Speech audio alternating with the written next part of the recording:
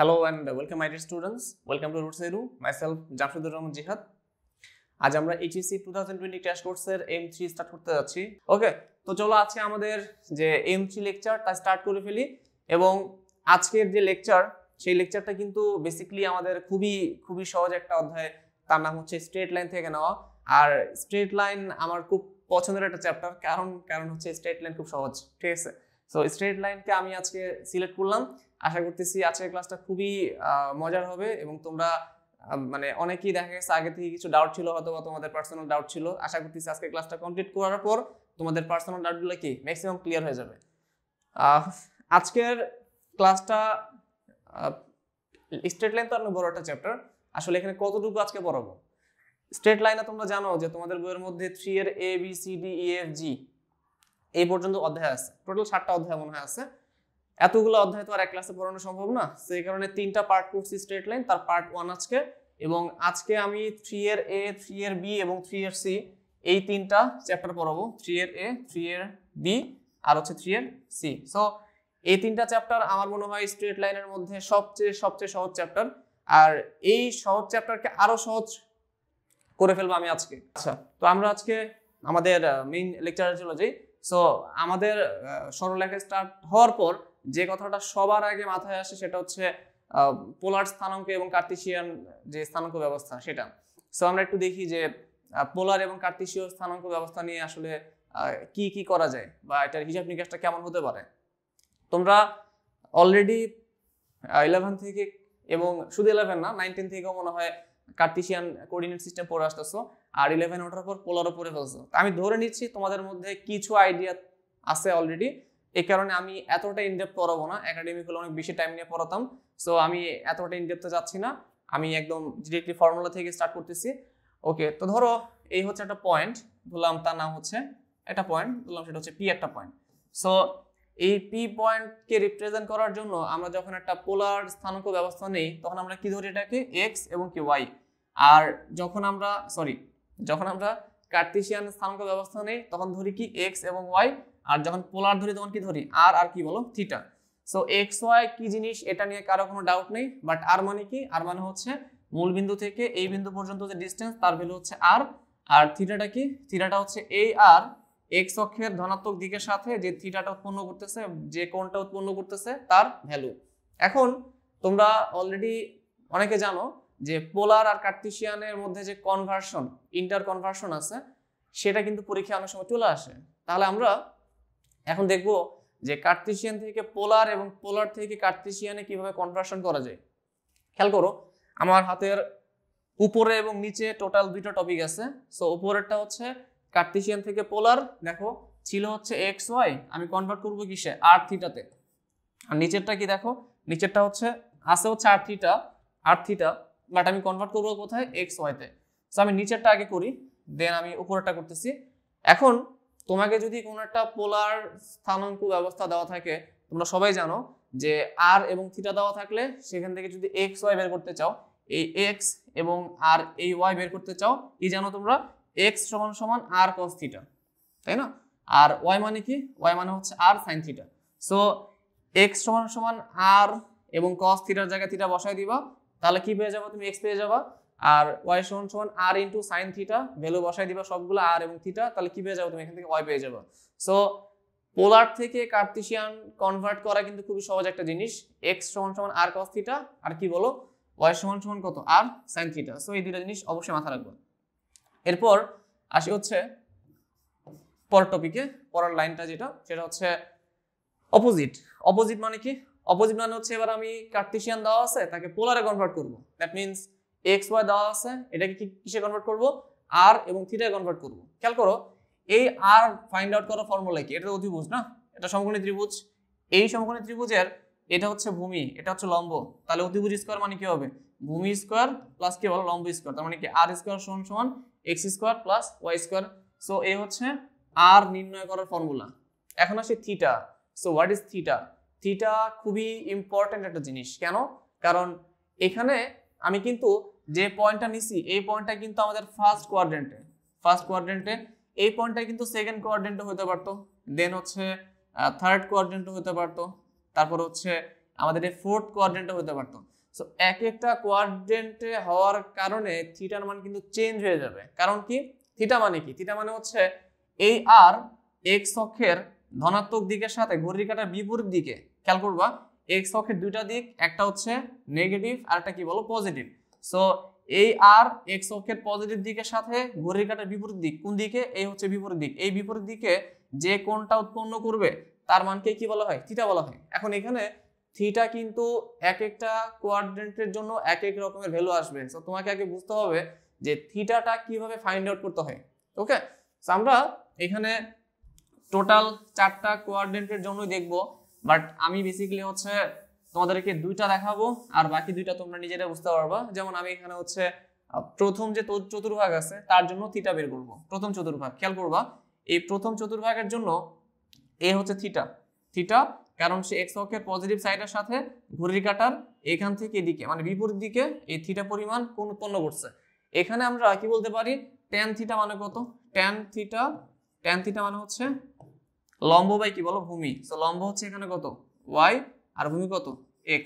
So এটার মডুলাসের মান পরবর্তীতে নেওয়া লাগবে দেখে আমি আগে থেকে মডুলাস দিয়ে দিচ্ছি, কারণ আমার হিসাবের সুবিধার জন্য পরে এটা কাজে লাগবে। এখান থেকে থিটা বের করতে পারি আমি, থিটা সমান কত আসবে, tan ইনভার্স কত y বাই x। সো এই ভ্যালুটা আমি এখান থেকে পাচ্ছি। সো দেখো তার মানে ফার্স্ট কোয়াড্রেন্টে থিটা বের করার উপায় কি, tan inverse y by x, এটা কিন্তু এখানে দেওয়া আছে। ফার্স্ট কোয়াড্রেন্টের জন্য থিটার ভ্যালু কত, tan inverse y by x। এখন আসি আমি সেকেন্ড কোয়াড্রেন্টের জন্য কিভাবে থিটার মানটা বের করতে হয়। সেকেন্ড কোয়াড্রেন্ট তুমি যখন নিবা তখন খেয়াল করবা, ধরো সেকেন্ড কোয়াড্রেন্ট একটা পয়েন্ট হচ্ছে এখানে, এই পয়েন্ট মানে কি, ধরলাম এই পয়েন্টটা হচ্ছে আমাদের ধরো r, থিটা। এখন এই যে এই থিটাটা আছে, এই থিটা মানে কি, এই পয়েন্ট থেকে এইটুকু যে ডিসটেন্স এটা কিন্তু r, এ হচ্ছে r, আর এই ঘড়ির কাঁটার এই হচ্ছে x এর ধনাত্মক দিক, x এর ধনাত্মক দিক থেকে ঘড়ির কাঁটার বিপরীত দিকে আসো, তাহলে কিন্তু তুমি এই পরিমাণ থিটা পাচ্ছ। এখন এই থিটাটা আমি কিভাবে বের করতে পারবো, দেখো এই থিটাটা বের করার জন্য আমি একটা ট্রিক্স অ্যাপ্লাই করব। সেটা কি, সেটা হচ্ছে এই থিটাটা তো আর ডিরেক্টলি বের করা সম্ভব না। এখন তুমি কিন্তু এটা জানো, দেখো এইটুকু কিন্তু কিছু লাগে tan inverse y by x। তাহলে এখানকার যে থিটাটা থাকতেছে এই থিটাটা কত আসবে, একই আসবে, কারণ এটা হচ্ছে আমাদের লম্ব আর এটা কি আমাদের বলো ভূমি। সো যদি ভূমি আর লম্ব এরকম হয় তাহলে ওটা তো একই রকম দেখতে, তাই না, দুই পাশেরটা তো সেম। সো এই থিটা আর এই থিটা যদি সেম হয় তাহলে কি বলতে পারি, আমি এখানে বলতে পারি এখান থেকে এই পুরোটা হচ্ছে কত, এই পুরোটা হচ্ছে আমাদের পাই। সো ঘড়ির কাঁটা বিপরীত দিকে আসলে হয় কি প্লাস পাই, এরপর এখানে আসলাম কিন্তু আমার লাগবে এতটুকু, তাহলে এখান থেকে আবার কি করবো বলো, আবার উল্টা দিকে চলে যাবো। সো কতটুকু চলে গেলাম উল্টা দিকে, এই যে tan inverse y by x এই পরিমাণ চলে গেলাম, তার মানে প্লাস পাই আবার ওদিকে যাব, তার মানে কি মাইনাস কত হবে, tan inverse y by x এর মডুলাসের ভ্যালু। কারণ কি y মানে কি বলো লম্ব আর x মানে কি এখানে দৈর্ঘ্য। সো লম্ব আর প্রস্থ। সো লম্ব কিন্তু নেগেটিভ হতে পারে না ভ্যালুটা, কারণ এটা তো একটা দৈর্ঘ্য নির্দেশ করতেছে, আর নিচেরটা কি একটা আমার ভূমির পরিমাণ, সেটাও কিন্তু কি হতে পারে না বলো, নেগেটিভ হতে পারে না। সো এই কারণে কি করলাম আমি এখানে tan inverse y by x কে একটা মডুলাস দিয়ে ডিনোট করলাম। এরপর আমি খেয়াল করতেছি এখানে দেখো সেকেন্ড কোয়াড্রেন্টে থিটা মানে কত আসতেছে, এখানে আমার থিটা সমান pi minus tan inverse y by x। একইভাবে থার্ড কোয়াড্রেন্ট আর ফোর্থ কোয়াড্রেন্টের জন্য তোমরা ভ্যালুটা দেখে বুঝতে পারতেছো যে কিভাবে ভ্যালুগুলো চলে আসছে। তো সবাই একা একা প্র্যাকটিস করবা যে কিভাবে থার্ড কোয়াড্রেন্ট এবং ফোর্থ কোয়াড্রেন্টের জন্য এই রকম দুইটা ভ্যালু আমাদের এখানে চলে আসলো। এখন আমরা এই সম্পর্কিত একটা ম্যাথ দেখবো, আশা করতেছি এই সম্পর্কিত একটা ম্যাথ দেখলে তোমাদের প্রবলেমটা আরো ভালো ক্লিয়ার হয়ে যাবে। তো চলো স্টার্ট করি একটা ম্যাথ। সো বেসিক্যালি হচ্ছে একটা ম্যাথ, আমাদের এখানে টোটাল 2টা অঙ্ক দেওয়া আছে। আমরা প্রথম অঙ্কটা দেখি কি বলছে। দেখো প্রথম অঙ্কটা বলা আছে কোন বিন্দুর কার্তেশীয় স্থানাঙ্ক -1, √3। এখন তুমি দেখে বুঝতে পারতেছো এটা হচ্ছে x, এটা কত y। আচ্ছা, হলে বিন্দুটির পোলার স্থানাঙ্ক নির্ণয় করো। সো পোলার মানে কি, পোলার মানে হচ্ছে r, থিটা বের করতে হবে। আচ্ছা, কিছুক্ষণ আগে কিন্তু আমরা r বের করার ফর্মুলা শিখছিলাম, সবার মনে আছে কিনা। এই হচ্ছে r এর ভ্যালু কিভাবে বের করতে হয়, √x² + y²। এখন আমি যদি এই r এর ভ্যালুটা ফাইন্ড আউট করি তাহলে কি আসবে, দেখো r = √x² x square plus y square, x মানে কত -1, তার উপর একটা হোল স্কোয়ার, প্লাস আসবে হচ্ছে ওয়াই স্কোয়ার √3 তার উপর একটা হোল স্কোয়ার আসবে, এখান থেকে আসবে হচ্ছে √1 + 3 মানে হচ্ছে 2। সো আমি কিন্তু আমার এই অঙ্কের আর এর মান পেয়ে গেছি এবং সেটা কত আসতেছে, সেটা হচ্ছে 2। আচ্ছা, এখন থিটা লাগবে। সো থিটাটা কিভাবে বের করবা, এখানে আর কিন্তু কি, আর মানে হচ্ছে মূল বিন্দু থেকে এই বিন্দু পর্যন্ত যে ডিসটেন্স তাকে আমি আর বলতেছি। আচ্ছা, এই হচ্ছে আর এর মান। এবার সে থিটা মানে কি, থিটা মানে হচ্ছে এই ভ্যালুটা, মানে এক্স অক্ষের ধনাত্মক দিক থেকে ঘড়ির কাঁটার বিপরীত দিকে যে পরিমাণ কোণ উৎপন্ন হচ্ছে তার মান কি বলা হয়, কি বলো, থিটা।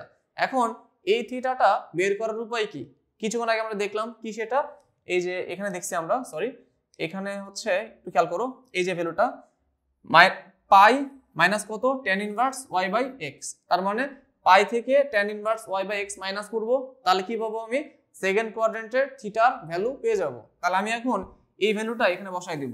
তো চলো আমরা একটু দেখি যে কিভাবে এই থিটার মানটা ফাইন্ড আউট করা যায়। সো এই থিটাটা কত আসবে, তাহলে থিটা সমান সমান আসবে হচ্ছে, এখানে লিখি আমি, থিটা সমান সমান pi minus tan inverse y/x, এখানে y কত √3 আর x কত -1, এটার মডুলাসের মান কত হবে √3। সো এখান থেকে আসবে হচ্ছে পাই মাইনাস tan ইনভার্স √3 মানে কত tan 60 ডিগ্রি মানে হচ্ছে পাই/3, পাই বাই কত হবে 3। এখান থেকে যদি আমি এটাকে ডিগ্রিতে নিয়ে আসি তাহলে আমাদের ভ্যালু আসবে হচ্ছে 120 ডিগ্রি। সো এই হচ্ছে থিটার ভ্যালু। তোমরা এখানে এই থিটা ভ্যালুটা অ্যাপ্লাই করলে কত আসতেছে 120 ডিগ্রি। তাহলে আমাদের এই অঙ্কের আর এর মান আসতেছে 2 এবং থিটা কত আসতেছে বলো 120 ডিগ্রি, এবং এই হচ্ছে आंसर, আর এর মান কত বলো 2 এবং থিটা কত 120 ডিগ্রি। সো আমার মনে হয় এই অঙ্কটা সব বুঝতে পারলা। এই অঙ্কটা নিয়ে কারো কোনো ধরনের ডাউট থাকার কথা না। তোমরা এই সম্পর্কিত আরো কয়েকটা অঙ্ক বাসায় প্র্যাকটিস করতে পারো। বেসিক্যালি এখানে দেওয়া আছে কি -1 √3। তোমরা বাসায় যে অঙ্কগুলো প্র্যাকটিস করতে পারো তার মধ্যে একটা হতে পারে এরকম -1, -√3, দেন হতে পারে হচ্ছে ধরো 1, -√3, তারপরে এটা হতে পারে, সেটা হচ্ছে শুধুমাত্র 1, √3। একই অঙ্ক তুমি চারটা ডিফারেন্ট টাইপের কোঅর্ডিনেটের জন্য বের করতেছো এবং এখানে কিন্তু থিটার মান ভিন্ন ভিন্ন টাইপের আসবে, বাট প্রত্যেক ক্ষেত্রে আর এর মান কি আসতেছে বলো সেম আসতেছে। তার মানে একটা অঙ্কের মাধ্যমে তোমার কিন্তু 4টা অঙ্ক কমপ্লিট হয়ে যাচ্ছে। সো খুবই সহজ একটা অঙ্ক, আমার মনে হয় না এটা নিয়ে কারো কোনো ডাউট থাকার কথা। তো সবাই এই বাকি 3টাও বাসায় প্র্যাকটিস করে নিবা। এখন আমরা চলে যাচ্ছি আমি আজকের লেকচারের সেকেন্ড ম্যাথে। তাহলে একটু পুরি সেকেন্ড ম্যাথটা কি বলছে দেখো। সেকেন্ড ম্যাথ হচ্ছে কোন বিন্দুর পোলার স্থানাঙ্ক 3,90 ডিগ্রি হলে বিন্দুটির কার্তেশীয় স্থানাঙ্ক নির্ণয় করো। এই অঙ্কটা খুবই সহজ। এখানে কি বলা আছে দেখো, পোলার দেওয়া আছে না, আর এবং থিটা দেওয়া আছে, এই হচ্ছে আর, এই হচ্ছে থিটা। তোমাকে বের করতে হবে কার্তেশীয় স্থানাঙ্ক, মানে x এবং y তোমাকে বের করতে হবে। তার মানে এই অঙ্কটা কিন্তু খুবই সহজ, আগের অঙ্কটা ঠিক অপোজিট, এই কারণে এই অঙ্কটা আমি করাবো না। এই অঙ্কটা কি বলো, এই অঙ্কটা তোমাদের জন্য হোমওয়ার্ক। সো এটা বাসায় অবশ্যই প্র্যাকটিস করবা, এটা হোমওয়ার্ক হিসেবে। আর অ্যানসারটা লিখে দিয়েছি সাইডে আমি, অ্যানসারটা হচ্ছে 0 আর কত বলো 3।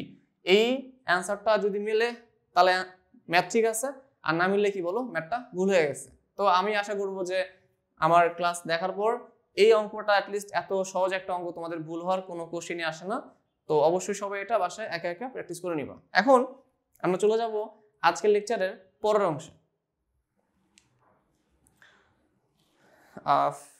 এখন খুবই সুন্দর একটা জিনিস নিয়ে কথা বলতেছি আমি, সেটা হচ্ছে এতক্ষণ আমরা দেখলাম কি কার্তেশিয়ান বিন্দু থেকে পোলার বিন্দুতে কনভার্সন, আর পোলার বিন্দু থেকে কার্তেশিয়ান বিন্দুতে কনভার্সন। কিন্তু এখন দেখবো ঠিক অপোজিট না, অ্যাকচুয়ালি ডিফারেন্ট টাইপের একটা জিনিস। সেটা হচ্ছে আগে আমরা কাজ করছিলাম বিন্দু নিয়ে বা পয়েন্ট নিয়ে, এখন কাজ করব সমীকরণ নিয়ে, ইকুয়েশন নিয়ে। মানে কার্তেশিয়ান সমীকরণকে পোলার সমীকরণে আর পোলার সমীকরণকে কার্তেশিয়ান সমীকরণে কনভার্সন করা। এটা কিভাবে সম্ভব দেখো, আমরা কি দেখলাম এখানে x² + y² সমান 2x বা x² + y² - 2ax সমান 0। কার্তেশীয় সমীকরণকে পোলার সমীকরণে কনভার্ট করো। তার মানে এটা কি করতে হবে, পোলার সমীকরণে কনভার্ট করতে হবে। তার মানে কার্তেশিয়ান সমীকরণে x থাকবে, y থাকবে, বা মোট কথা x y রিলেটেড কিছু থাকবে, কিন্তু পোলার সমীকরণে কি থাকবে বলো, শুধুমাত্র r এবং থিটা এই সম্পর্কিত কিছু তথ্য থাকবে। সো পোলার সমীকরণে কনভার্ট করার পর কার্তেশীয় সমীকরণে কোনো প্রকার x এবং y রাখা যাবে না। এটা কিন্তু অবশ্যই অবশ্যই মাথার মধ্যে গেঁথে রাখা লাগবে। সো আমরা যদি একটু খেয়াল করি, আমরা কি জানি পোলার সমীকরণে কনভার্ট করবো এখানে। তো আমরা একটু কাজ করি এটা নিয়ে, x square plus y square সমান সমান 2ax। আচ্ছা, এবার আমরা কি জানি, আমরা জানি আর স্কোয়ার সমান সমান x square plus y square. তাহলে আমি যদি এখানে এই ভ্যালুটা বসায় দিই কোথায়, এখানে এক্স স্কোয়ার প্লাস ওয়াই স্কোয়ারের ভ্যালু কত, আর স্কোয়ার সমান সমান 2a, তার সাথে কি আছে, একটা এক্স আছে, এক্স।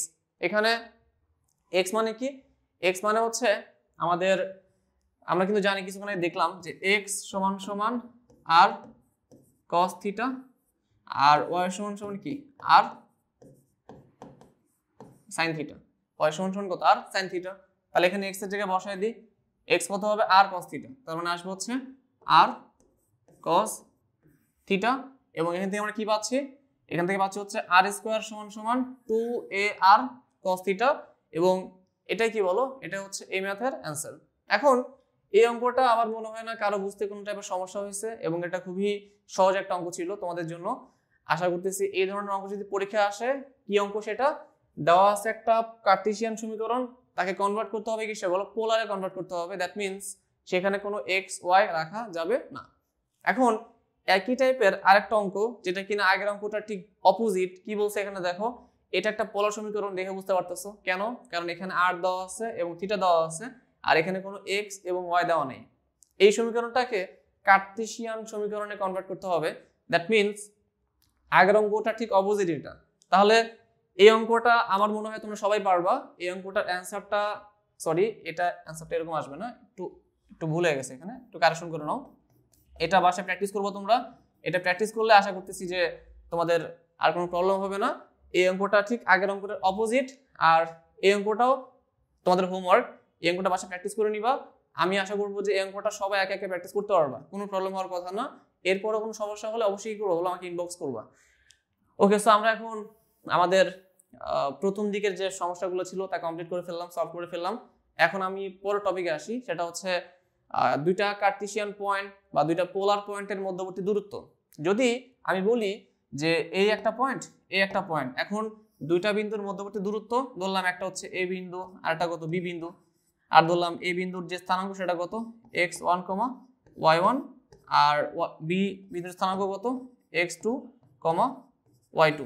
আর আমি এটা কিভাবে বলতে পারি, যদি এটা আমাদের হয় হচ্ছে r1, আর যদি হয় হচ্ছে θ1, আর এটা যদি হয় হচ্ছে r2, θ2, তাহলে এই কার্টেসিয়ান বিন্দু থেকে এই কার্টেসিয়ান বিন্দুর মধ্যবর্তী যে দূরত্ব তার মান কত, মান হচ্ছে যদি ডিসটেন্স হয় d, তাহলে d কত আসবে, d সমান সমান আসবে √x1 - x2 whole square plus y1 - y2 whole square.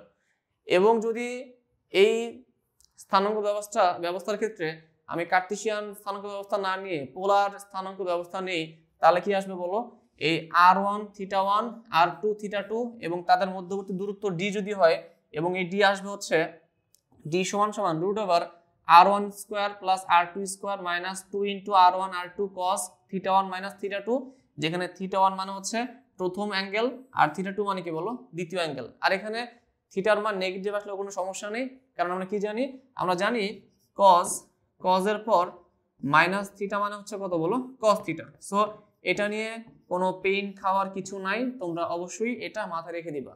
So আমরা সর্বদা দেখা যায় একটা কার্টেসিয়ান বিন্দু থেকে কার্টেসিয়ান বিন্দুর যে মধ্যবর্তী দূরত্ব তা নির্ণয় করতে পারি, কিন্তু একটা পোলার থেকে একটা পোলার বিন্দুর মধ্যবর্তী দূরত্ব আমরা নির্ণয় করতে পারি না অনেক সময়। এটা ডিরেক্ট যে ফর্মুলাটা তা হচ্ছে এটা, সেটা কি r1 square plus r2 square minus 2 into r1 r2 cos θ1 minus কত বলো, θ2। এখন আমি একটা ম্যাথের ক্ষেত্রে যাব। এই অঙ্কটা তোমাদের খুবই পছন্দের একটা অঙ্ক, আমার নিজের একটা পছন্দের অঙ্ক, কারণ অঙ্কটা খুবই সহজ। আচ্ছা, আগে অঙ্কটা দেখি কি বলছে। দেখো, অঙ্কটা বলা আছে x অক্ষ ও -5, -7 থেকে 5, k বিন্দুটি দূরত্ব সমান হলে k এর মান নির্ণয় করো। আচ্ছা, ফার্স্ট অফ অল একটা বিন্দু, সেটা কি, সেটা হচ্ছে এই বিন্দুটা 5, k বিন্দু, তার মানে x অক্ষ থেকে এই বিন্দুর দূরত্ব, আবার -5, -7 এই বিন্দু থেকে এই বিন্দুর দূরত্ব, এই দুইটা কি বলো, ইকুয়াল, সমান। তার মানে আমরা একটা কাজ করি, ধরে নিলাম এই সেই পয়েন্ট সেটা হচ্ছে 5, এ হচ্ছে 5, আর আরেকটা পয়েন্ট কত আছে আমাদের -5, -7, এ হচ্ছে -5, -7। আর এখানে কিন্তু খেয়াল রাখবা যে x অক্ষ থেকে এই বিন্দুটা দূরত্বের কথা বলা আছে, কিন্তু x অক্ষের কোন বিন্দু থেকে এই বিন্দুটার দূরত্ব তা কিন্তু বলে দেওয়া নাই। তার মানে x অক্ষ থেকে আমি কি করলাম বলো, এখানে একটা লাইন টানলাম। এটা বোঝানো হচ্ছে কি, এ হচ্ছে x অক্ষ থেকে এই বিন্দুর যে দূরত্ব সেটা কত, সেটা হচ্ছে এই ডিসটেন্সটা, এই রেড কালারের ডিসটেন্সটা। এরপরে বলা আছে এই বিন্দু থেকেও এই বিন্দুর যে দূরত্ব সেটা আবার কি, সেটা হচ্ছে এটা, এবং এই লাল কালারের ডিসটেন্স আর এই গ্রিন কালারের ডিসটেন্স দুইটা কি বলো, ইকুয়াল, দুইটা কি সমান। এখান থেকে আমরা একটা কথা বলতে পারি, এই বিন্দু থেকে এই বিন্দুর যে দূরত্ব তা কিন্তু তুমি দুইটা কার্টেসিয়ান বিন্দুর মধ্যবর্তী দূরত্বের সমীকরণ থেকে বের করতে পারতেছো। বাট যদি তোমাকে বলা হয় x অক্ষ থেকে এই বিন্দুটা দূরত্ব কত, তাহলে তুমি কি করবা, তাহলে অবশ্যই তুমি একটা ট্রিক্স অ্যাপ্লাই করবা। সেটা কি, সেটা হচ্ছে এ হচ্ছে 0,0, এটা হচ্ছে আমাদের কি x অক্ষের সেই বিন্দু। এইখান থেকে এই পর্যন্ত যদি আমার হয় হচ্ছে 5, তাহলে এখান থেকে এইটুকু কত হবে বলো, কে হবে। তার মানে x অক্ষ থেকে এই বিন্দুটার যে দূরত্ব তার ভ্যালু কত, কে। এবং এটা কি অবশ্যই বলো একটা মডুলাসের মানের সমান, কারণ দূরত্ব কখনো কি হয় না, নেগেটিভ হয় না। তাহলে আমি দেখি যে এই মডুলাস অফ কে সমান সমান কি, এই বিন্দু থেকে এই বিন্দুটার দূরত্ব। তার মানে আমি এখান থেকে বলতে পারতেছি রুট ওভার সেটা কত, -5 আর -5 আর হচ্ছে এখানে -5 হবে। সো -5 তারপর একটা হোল স্কোয়ার প্লাস এখানে -7 আর এখানে কি -7 তারপর একটা হোল স্কোয়ার, এত ভুল করতেছি আজকে, -7 k তারপর একটা হোল স্কোয়ার সমান সমান কত আসতেছে, মডুলাস অফ কে। ওকে, এখন আমরা কি করব, আমরা এখানে দুই পাশে স্কোয়ার উঠাই দিব, সরি রুট ওভার উঠাই দিব, তাহলে স্কোয়ার করতে হবে। তাহলে এখানে আসবে কত, -10 স্কোয়ার মানে কি 100 প্লাস আসবে কত 49, তারপর কত আসবে, এখান থেকে আসবে হচ্ছে প্লাস আসবে হচ্ছে 14k প্লাস আসবে কত কে স্কোয়ার সমান সমান কি আসবে, কে স্কোয়ার। এখান থেকে কে স্কোয়ার কাটা, তাহলে কি থাকতেছে, এখানে থাকতেছে হচ্ছে এখানে 149 প্লাস হচ্ছে 114 কে সমান সমান কি 0। আর এখান থেকে আমি যদি কে এর মানটা বের করি কত আসবে, -149 ডিভাইডেড বাই কত 14, এবং এই হচ্ছে আমার আজকের ম্যাথের কে এর মান -149 ডিভাইডেড বাই কত বলো 14। সো এই অঙ্কটা কিন্তু অনেকবার পরীক্ষা আসছে, এটা এমসিকিউ তো আসে, খুবই কমন একটা অঙ্ক এবং খুব সহজ একটা অঙ্ক। আশা করতেছি এই অঙ্কটা বুঝতে তোমাদের কোনো সমস্যা হয়নি। তোমরা এই ধরনের অঙ্ক যদি পরীক্ষা আসে, যদি যেমন এখানে দেওয়া আছে হচ্ছে কথার কথা যে এক্স অক্ষ থেকে এই বিন্দুটা দূরত্ব, যদি আমি বলতাম যে এক্স অক্ষ থেকে না ওয়াই অক্ষটা থেকে এই বিন্দুটা দূরত্ব, তাহলে কিন্তু কি করতাম আমি, যেমন এক্স অক্ষ থেকে কোনো একটা বিন্দু দূরত্ব যখন আমি নেই সেটা কত হয়, সেটা হয় হচ্ছে এই কোটির মান। আর যদি আমি বলতাম ওয়াই অক্ষ থেকে এই বিন্দুটার দূরত্ব, তাহলে কি লিখতাম আমি, এই ভুজের মান লিখতাম, ঠিক আছে, জাস্ট অপোজিটটা। সো খুবই সহজ একটা জিনিস, আশা করতেছি এটা ডান আমাদের। এখন আমরা চলে যাব আমাদের পরের ম্যাথে।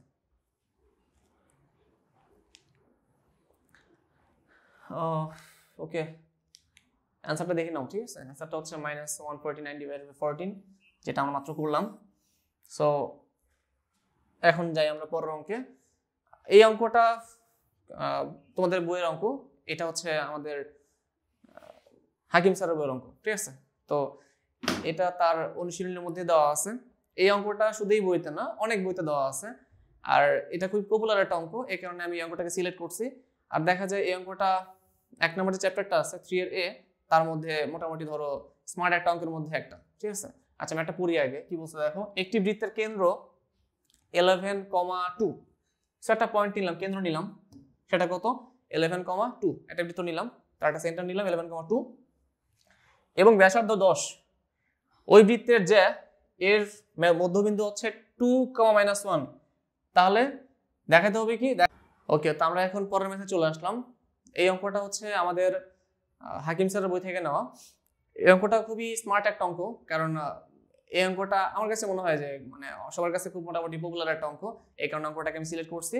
আর এই অঙ্কটা করলে দেখা যায় স্ট্রেট লাইনের কিছু কনসেপ্ট অনেকটা ক্লিয়ার হয়ে যায়। তো চলো স্টার্ট করি ম্যাথটা। কি বলছে দেখো, ম্যাথে বলা আছে একটি বৃত্তের কেন্দ্র 11,2, সো একটা বৃত্ত নিলাম যার কেন্দ্র কত 11,2। এরপর কি বলা আছে, এবং ব্যাসার্ধ 10, বৃত্তটা নিলাম, তার ব্যাসার্ধ কত হবে 10 একক। এরপর বলা আছে ওই বৃত্তের জ্যা এর মধ্যবিন্দু কত 2, -1, তার মানে এখানে একটা জ্যা নিব, যে জ্যাটা নিব তার যে মধ্যবিন্দুটা থাকতেছে সেটা কত আসতেছে 2, -1। এরপরে কি বলা আছে দেখাও যে তার দৈর্ঘ্য 2√10, তার মানে যে জ্যার কথা বলা আছে, এই যে জ্যাটা বলা আছে, এই জ্যার দৈর্ঘ্য কত হবে 2√10। সো আমরা জ্যার যে মধ্যবিন্দু তা নিলাম, সেটা কত 2, -1, এবং ওই সি থেকে এই পয়েন্টের যে ডিস্টেন্স এটা কিন্তু তার ব্যাসার্ধ। কার ব্যাসার্ধ? এই বৃত্তটার ব্যাসার্ধ। যদি এটা বৃত্তের ব্যাসার্ধ হয় তাহলে আমি কি করতে পারি দেখো, আমি বলতে পারি যে এই বৃত্তটার ব্যাসার্ধের যে মান তা কিন্তু কোশ্চেনে বলা আছে, সেটা কত, সেটা হচ্ছে এই 10, এবং এখানে এই মূল বিন্দু থেকে যেহেতু একটা বৃত্ত, সো বৃত্তের কেন্দ্র থেকে জ্যায়ের যে মধ্যবিন্দু আসবে সেখানে আমি একটা লম্ব আঁকলাম। লম্ব আঁকলে আমি কিন্তু এখানে একটা সমকোণী ত্রিভুজ পাবো, এবং আমি এখানে যে সমকোণী ত্রিভুজটা পাচ্ছি তার ক্ষেত্রে আমি কি জানি দেখো, অতিভুজের মান জানি। আমি যদি লম্বর মানটা বের করতে পারি তাহলে আমি কি পাবো বলো, এই ভুজের মান পাবো। এই ভুজের যে ডাবল কি হবে, এই এবি এর মান হবে, এবং এই এবি এর মান বা এবি এর দৈর্ঘ্যের মানই হবে এই জ্যায়ের দৈর্ঘ্য। কারণ কি, কারণ বলা আছে ডি বিন্দুটা এই এবি জ্যাকে সমান 2 ভাগে ভাগ করে, কারণ তার মধ্যবিন্দু এটা। সো আমি দেখি যে এই যে সেন্টার বৃত্তের যে কেন্দ্র, সেই কেন্দ্র থেকে এই লাইনের মধ্যবিন্দু যে দূরত্ব সেটার মান কত। তাহলে আমরা এই লাইনটা কি সিডি, তাহলে সিডি লাইন কি লেখা যাবে, সিডি সমান সমান √11 তার উপর একটা হোল স্কোয়ার প্লাস 2 আর +1, তার মানে 2 + 1 তার উপর একটা হোল স্কোয়ার। এখান থেকে কি লিখতে পারতেছি আমরা √9² প্লাস কত 9, তার মানে √90 এ হচ্ছে আমার ভ্যালু। তো এখান থেকে আমরা কি লিখতে পারি হচ্ছে √2 × 45। সো এখান থেকে লেখা যায় হচ্ছে কত, এখান থেকে লেখা যায় হচ্ছে √2 × √45। আচ্ছা, এটা লেখা দরকার ছিল না বেসিক্যালি, এটা আচ্ছা রেখে দিই আমরা এইভাবে যদি পড়া লাগে কখনো। আচ্ছা, এবার কি বলছে দেখো, এবার বলছে কি যে এটার যে টোটাল ক্যালকুলেশন থেকে এই এ আর ডি এর মান বের করতে হবে। এখানে এডি কি, এডি হচ্ছে আমার ভূমি। তো যদি ভূমি হয় এটা, তো ভূমি মানে কি লেখা যায়, ভূমি মানে লেখা যায় হচ্ছে অতিভুজ স্কোয়ার, মানে অতিভুজ এখানে কত AC square. So A C square সমান সমান ভূমি স্কোয়ার মানে AD square, A D square plus লম্ব স্কোয়ার, লম্ব কত সিডি স্কোয়ার। এখানে এসি কত, এসি হচ্ছে 10, তারপর একটা স্কোয়ার মানে 100, আর এডি কত, এডি হচ্ছে এইটুকু যেটা আমাকে বের করতে হবে, এডি বের করব, প্লাস সিডি কত আসলো √90। সো সিডি আসতেছে হচ্ছে √90, তার উপর একটা স্কোয়ার। সেখান থেকে কি লেখা যাবে হচ্ছে 100 মাইনাস কত 90 সমান সমান কি এখানে এ ডি স্কোয়ার, আর এখান থেকে এডি কি লেখা যাবে, এডি সমান সমান লেখা যাবে হচ্ছে প্লাস মাইনাস √10। আর এখানে আমরা কি করব না বলো, মাইনাসটাকে নিব না, কারণ এডি মানে কি একটা দৈর্ঘ্যের মান নির্দেশ করতেছে। সো শুধু আমি এখানে প্লাস মানটা নিব। সো আসবে কত তাহলে প্লাস মানে √10, তার মানে আমি এই এ থেকে ডি পর্যন্ত যে ডিসটেন্স সেটা পেয়ে গেছি, তার ডাবল করলে কি পাবো, আমি এ বি এর ডিসটেন্স পাবো। তার মানে এর সাথে 2 দিয়ে মাল্টিপ্লাই করলে আমি এখানকার এ বি এর মান পাবো, এবং সেটা কত আসতেছে 2√10। তার মানে এই এ পয়েন্ট থেকে বি পয়েন্ট পর্যন্ত যে ডিসটেন্স সেটা হচ্ছে এ বি, এই এ বি এর মান হচ্ছে 2√10 এত একক। সো তোমাকে কিন্তু এই হিসাবটাই দেখাতে বলছে। সো আমার মনে হয় না এই অঙ্কটা বুঝতে কোনো সমস্যা হয়েছে কারো, সবাই বুঝতে পারছি। খুবই সহজ একটা অঙ্ক এবং খুবই ইম্পর্টেন্ট একটা অঙ্ক তোমাদের বোর্ড এক্সামের জন্য। সবাই মাথায় রেখে দাও অঙ্কটা কিভাবে করবা। আমি এভাবে করছি, তুমি ইচ্ছা করলে যদি ব্যাসার্ধ এই পাশ থেকে নিতা তাও হইতো, বা যে অন্যখানে নিলে তাও হইতো, বাট এভাবে ম্যাথটা যদি বোঝানো হয় তাহলে জিনিসটা একটু ক্লিয়ার লাগে আর কি, এই কারণে আমি জাস্ট এভাবে পড়াইছি। তো তোমার যার যেভাবে ইচ্ছা সেভাবে করবা, এটা নিয়ে কোনো বাধ্যবাধকতা নেই, ঠিক আছে। এখন আমরা চলে যাব হচ্ছে পরের অংশে, বাট তার আগে হচ্ছে দেখে নাও যে এখন আমি কি কি পড়াবো। সেটা হচ্ছে বিভাগ বিন্দু ও অনুপাত নির্ণয়। এটা মানে কি, এটা মানে হচ্ছে আমরা প্রায় খেয়াল করি যে ধরো এই হচ্ছে একটা সরলরেখা, তার এখানে একটা পয়েন্ট আছে, এখানে একটা পয়েন্ট আছে, ধরলাম একটা পয়েন্ট হচ্ছে ধরো এ, আর একটা পয়েন্ট ধরলাম হচ্ছে বি। এখন বলা গেল যে এ বি কে একটা পয়েন্ট যার নাম সি, এই সি বিন্দুটা কথার কথা ধরো 2 আর 4 এরকম একটা রেশিওতে, বা 1 আর 2 এরকম একটা রেশিওতে কি করছে বলো, অন্তর্বিভক্ত করছে। অথবা এই এ বি কে আরেকটা বিন্দু যার নাম ধরো কথার কথা ডি, এই ডি বিন্দুটা আবার কোন একটা অনুপাতে বহির্বিভক্ত করছে। এখন অন্তর্বিভক্তিকরণ আর বহির্বিভক্তিকরণের ক্ষেত্রে একটা সূত্র আছে, সেটা সবাই জানো। সেটা কি, যখন একটা বিন্দু অন্তর্বিভক্ত করে তখন তার ক্ষেত্রে একটা এক্স বের করতে হয়, একটা ওয়াই বের করতে হয়। এবং অন্তর্বিভক্তিকরণের ক্ষেত্রে এক্স এর ফর্মুলা কত, এক্স সমান সমান উপরে থাকবে m1 x1, সো আমি একটু এভাবে বলি, নিচে থাকবে কি 2 অনুপাতের যোগফল। তার মানে যদি এই অনুপাতটা এরকম হয়, ধরো এরকম, সেটা হচ্ছে ধরো m1 আর হচ্ছে m2, তাহলে ab কে এই যে সি বিন্দুটা m1 আর m2 এরকম দুইটা অনুপাতে ভাগ করছে। তাহলে কি করব, নিচে লিখবো 2 অনুপাতের যোগফল, এরপরে উপরে প্রথম অনুপাত ইনটু এই পাশে যে বিন্দুটা আছে তার x2 এর মান, আর এখানে হচ্ছে দ্বিতীয় অনুপাত ইনটু দ্বিতীয় অনুপাত মানে m2 ইনটু এই পাশে যে x1 আছে তার ভ্যালু। সো এই হচ্ছে x1। একইভাবে y বের করব আমরা, সরি, আচ্ছা y বের করব আমরা। y বের করার ক্ষেত্রে কি, নিচে দুটো অনুপাত, উপরে কি প্রথম অনুপাত ইনটু দ্বিতীয় বিন্দুর কোটি, আর দ্বিতীয় অনুপাত ইনটু প্রথম বিন্দুর কত, কোটি। সো এই ক্যালকুলেশনটা করার মাধ্যমে তুমি কি করতে পারবা, এরকম সমস্যাগুলো খুব সহজে সলভ করতে পারবা। এখানে আমি করছি কি বলো, এখানে করছি হচ্ছে অন্তর্বিভক্তিকরণ। যদি কোন একটা বিন্দু ধরে নিলাম, সেই বিন্দুটা হচ্ছে আমার ডি বিন্দু ধরলাম, সেটা হচ্ছে এই জায়গাতে অবস্থিত। এখন এই ডি বিন্দুটা যদি বহির্বিভক্ত করে তাহলে তার ক্ষেত্রে একটা এক্স আছে এবং কি একটা ওয়াই আছে। তাহলে এই এক্স এবং এই ওয়াই বের করার ক্ষেত্রে কি করতে হবে, অন্তর্বিভক্তিকরণের ক্ষেত্রে ছিল কি মাঝখানে বলো, এখানে ছিল একটা প্লাস, এই ছিল একটা প্লাস, এই একটা প্লাস, এই একটা প্লাস। বাট যখনই তোমাকে বহির্বিভক্তিকরণের কথা বলা হবে, সিম্পলি প্লাসের জায়গায় একটা মাইনাস বসাবে, একটা মাইনাস হবে, এখানে একটা মাইনাস হবে। একইভাবে এখানে ছিল প্লাস, বাট প্লাস হবে না, এখানে হবে কি মাইনাস, এখানে ছিল প্লাস, কি হবে বলো, মাইনাস হবে। তার মানে অন্তর্বিভক্তিকরণের ক্ষেত্রে সব ফর্মুলা হবে প্লাস, আর বহির্বিভক্তিকরণের ক্ষেত্রে সব ফর্মুলা কি হবে, মাইনাস। সো এই খুবই সহজ একটা জিনিস। এখন আমরা এই সূত্র রিলেটেড একটা ম্যাথ দেখবো, যেটা করলে তোমাদের সমস্যা আরো ভালো ক্লিয়ার হবে বলে আমি আশা করতেছি। তো চলো অঙ্কটা পড়ি আগে। পি বিন্দু 1, এবং কিউ বিন্দু যেটা কিনা 8, 6 বিন্দু দ্বয়ের সংযোগ রেখাংশকে যে বিন্দু 3, 4 অনুপাতে অন্তর্বিভক্ত করে তার স্থানাঙ্ক নির্ণয় করো। আচ্ছা, তো ফার্স্টে আমি এই একটা পি বিন্দু আর একটা কি কিউ বিন্দু নিলাম। এখন এই পি বিন্দু আর কিউ বিন্দুকে, যে বিন্দুটা এই সেই বিন্দু যে কি করতেছে 3:4 এই রেশিওতে অন্তর্বিভক্তিকরণ করতেছে। তাহলে কি করব, আমি এই পি কিউ যে লাইনটা আছে কানেক্ট করলাম, পি কিউ লাইনকে কানেক্ট করার পর ধরলাম এই সেই বিন্দু যেটা কিনা কি বলো আর, এবং এই আর বিন্দুটা কি করতেছে বলো, এই পি কিউ কে একটা অনুপাত, সেটা কত 3 আর 4 এই অনুপাতে অন্তর্বিভক্তিকরণ করতেছে। কেন, কারণ দুইটা জয়নিং লাইনের মাঝে একটা বিন্দু আসছে যেটা কিনা এই লাইনটাকে এই অনুপাত এবং এই অনুপাতে অন্তর্বিভক্তিকরণ করতেছে, এবং এই আর এর যে মান এক্স এবং ওয়াই তা তোমাকে ফাইন্ড আউট করতে হবে। এন্ড কোশ্চেন হচ্ছে এটা আমি কিভাবে নির্ণয় করব।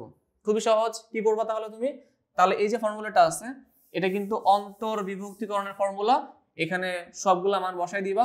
কি আছে এখানে, m1 যোগ m2, এখানে এই হচ্ছে m1, এই কে বলো m2, তারপরে কি x2 x1, x2 কত, x2 হচ্ছে এটা হচ্ছে x2, এই হচ্ছে x2, আর এটা কত হবে x1 হবে। আর এখানে y বের করবা, নিচে কি m1 যোগ m2, আর এখানে m1 m2 বসাবা, y2 y1, এই হচ্ছে y2, এই হচ্ছে y2, আর এটা কত y1। সো এই হচ্ছে ভ্যালু।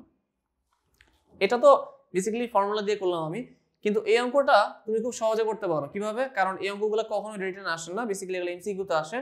এমসিকিউতে আসলে তুমি টাইম পাবা মানে বেসিক্যালি 1 মিনিট। এখন 1 মিনিটের মধ্যে এইরকম সহজ একটা অঙ্ককে তো এত টাইম নষ্ট করা যাবে না, আরো শর্টকাটে করতে হবে। সেটা কিভাবে করবা, সেটা করার জন্য তোমাকে একটা ট্রিক্স অ্যাপ্লাই করতে হবে। কি সেটা দেখো, ট্রিক্সটা হচ্ছে খেয়াল করবা, এখানে ছিল পি বিন্দু এখানে আছে কিউ বিন্দু, তাহলে পি থেকে কিউতে আসতো, এখানে আমাদের পি থেকে আর অনুপাত কত 3, আর আর থেকে কিউ এর অনুপাত কত 4, তার মানে টোটাল 3 আর 4 7টা স্টেপ সামনে আগাবা। তার মানে এখানে টোটাল 7টা অনুপাত তোমার হাতে আছে, 7টা অনুপাত। এখন দেখো এই বিন্দুতে x এর মান ছিল 1, বাট এই বিন্দুতে কত হয়েছে 8, তার মানে এখানে 7 বাড়ছে।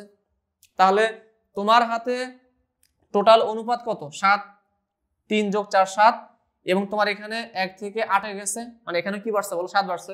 তাহলে প্রতি অনুপাতে কত করে বাড়ছে 1 করে বাড়ছে। সো কি লিখতে পারি আমি এখানে, যেহেতু এখানে টোটাল 3টা অনুপাত বাড়ছে, তার মানে এখানে কত হবে 2, x এর মান 1 ছিল হয়ে যাবে 2, আর এখানে কত হবে 3, আর এখানে কত হবে 4, তার মানে এখানে x এর মান কত আসবে 4 আসবে।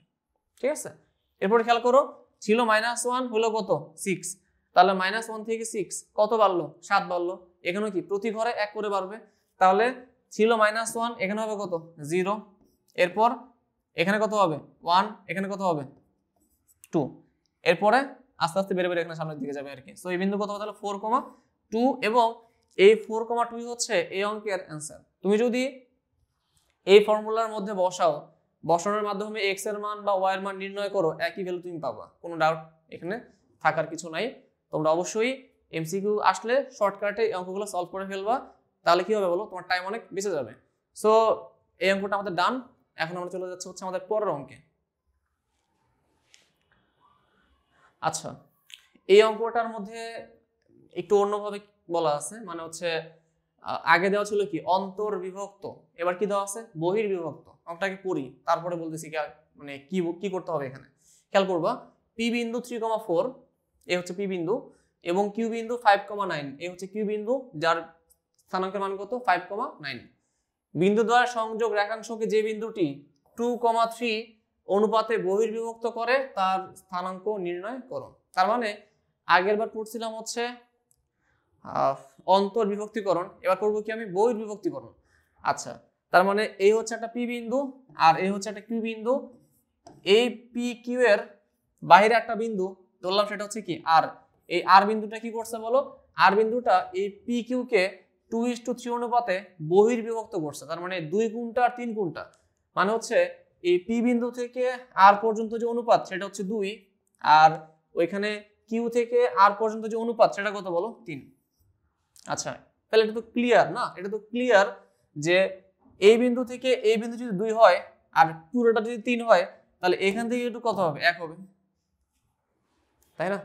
সহজ অঙ্ক তো। আচ্ছা, এখন এই অঙ্কটা তোমরা একই ফর্মুলা অ্যাপ্লাই করবা, কিছু মানে যেটা করলাম x সমান নিচে m1 + m2, বাট এখন এটা তো আর অন্তর্বিভক্তিকরণ না, কি বহির্বিভক্তিকরণ, তাহলে কি হবে মাইনাস হবে। তাহলে m1 - m2 উপরে m1x2 - m2x1, ঠিক আছে, সব মাইনাস হয়ে যাবে প্লাসের জায়গায়। আচ্ছা, এই অঙ্কটাও তুমি ইচ্ছা করলে শর্টকাটে করতে পারো, কিভাবে সেটা দেখো। এখানে 5 থেকে হচ্ছে কত বলো 3, তাহলে 5 থেকে 3 হওয়া মানে কি কয় ঘর কমলো 2 ঘর কমলো, তার মানে এটা তো অনুপাত একটা আর এখানে অনুপাত কত 2টা, তার মানে এখানে 5 থেকে 3 মানে 2 কমে 1 অনুপাতের জন্য, তাহলে এখানে আছে 2 অনুপাত, তাহলে 2 অনুপাতের জন্য কত ভ্যালু কমবে 4 কমবে। তাহলে 5 থেকে হবে কত 3 থেকে ধরো এখানে হবে হচ্ছে ধরো কথার কথা যে 2 ঘর কমবে, ধরো হবে 1, আর এখানে কত হবে এখানে হবে হচ্ছে -1, কারণ 1 থেকে 2 কমালে কত হয় -1 হয়। এরপর কি আছে দেখো 9 থেকে হচ্ছে কত 9 থেকে হচ্ছে 4, তার মানে কি এখানে আমার কমছে কত 5, তার মানে 5 কমছে, তাহলে প্রতি ঘরে 5 কমে, তাহলে 4 থেকে যদি আরো 5 কমে তাহলে কত হবে -1, আর এই -1 থেকে আরো 5 কমলে কত হবে হবে হচ্ছে -6। সো এই হচ্ছে আমার এই বিন্দুর স্থানাঙ্কের মান, এবং দেখো অ্যানসারটা তাই দেওয়া আছে -1, -6। তোমরা যদি পরীক্ষায় এমসিকিউ এর ক্ষেত্রে এই শর্টকাটগুলো অ্যাপ্লাই করো, তাহলে কিন্তু তোমাদের টাইম অনেক কম লাগবে এবং টাইম অনেক বেঁচে যাবে, ঠিক আছে। তোমরা অবশ্যই এই শর্টকাটগুলো ফলো করবা। এখন আমাদের এই অঙ্কটা ডান। এখন আমরা চলে যাচ্ছি হচ্ছে আমাদের পরের অঙ্কে। একটু দেখি এখানে কি বলা আছে। দেখো পি বিন্দু -2,3 এবং কিউ বিন্দু 4, বিন্দু দ্বয়ের সংযোগ রেখাংশকে x অক্ষ এবং y অক্ষ যে অনুপাতে বিভক্ত করে তা নির্ণয় করো। সো যেহেতু এখানে অন্তর্বিভক্ত বা বহির্বিভক্তের কথা কিছু বলা হয়নি, তার মানে ধরেই নিবা এখানে তোমাকে অন্তর্বিভক্তিকরণের কথাই বলা হয়েছে। যদি বহির্বিভক্তিকরণের কথা বলা থাকতো তাহলে কিন্তু ঠিক লেখায় থাকতো যে বহির্বিভক্তিকরণ করো। আচ্ছা, এই হচ্ছে আমার বিন্দু, সেটা কি পি বিন্দু, আর একটা কি বলো কিউ বিন্দু। এ হচ্ছে পি এবং এ হচ্ছে কি বলো কিউ। এখন এই দুটা বিন্দু কি করতেছে, এই দুটা বিন্দুতে সংযোগ রেখাটা আছে, এই সংযোগ রেখাটা এক্স অক্ষকে এবং ওয়াই অক্ষকে কি কি অনুপাতে ভাগ করতেছে তা আমার বের করতে হবে। এখন যদি আমি ফার্স্টে এক্স অক্ষের কথা আসি, আমি একটা করে দিব আর একটা তোমরা বাসায় প্র্যাকটিস করে নিবা। তাহলে কি বলতেছি আমি, দেখো এক্স অক্ষরেখা এই সরল রেখাটাকে একটা নির্দিষ্ট অনুপাতে ভাগ করতেছে, সেটা কত, সেটা হচ্ছে এ অনুপাত এবং কি বলো এ অনুপাত।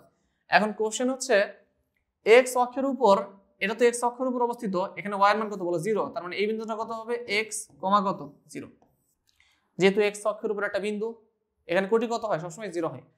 আচ্ছা, এবার এই একটা অনুপাত, এই একটা অনুপাত, কিছুক্ষণ আগে আমি কি ধরতাম m1 আর কি অনুপাত m2, বাট এখন একটা সমস্যা আছে। সমস্যাটা কি, এবার তোমার কিন্তু দুইটা অনুপাত দেওয়া আছে, দুইটা অনুপাত দেওয়া, আগে কিন্তু কি ছিল অনুপাত দেওয়া ছিল, সেখান থেকে তোমার যে বিন্দুটা অন্তর্বিভক্তিকরণ করতো তার মান বের করা লাগতো।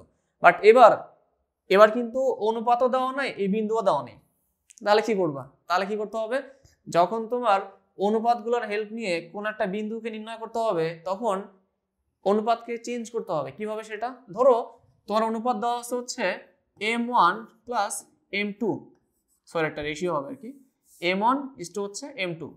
এখন এই অনুপাতকে তুমি চাইলে খুব সহজে ইজি করতে পারো। কিভাবে সেটা, তুমি দুই পক্ষকে m2 দিয়ে ভাগ করো, তাহলে এখানে m2 দিয়ে ভাগ করলে তাহলে কত আসতেছে, এটা আসতেছে হচ্ছে m1 আর m2 m2 কাটা কত আসতেছে এখানে বলো 1 আসতেছে।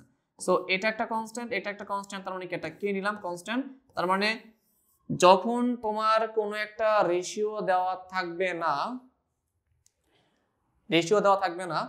কিন্তু বিন্দু দেওয়া থাকবে, সেই বিন্দু থেকে রেশিওর মান নির্ণয় করতে যাবা।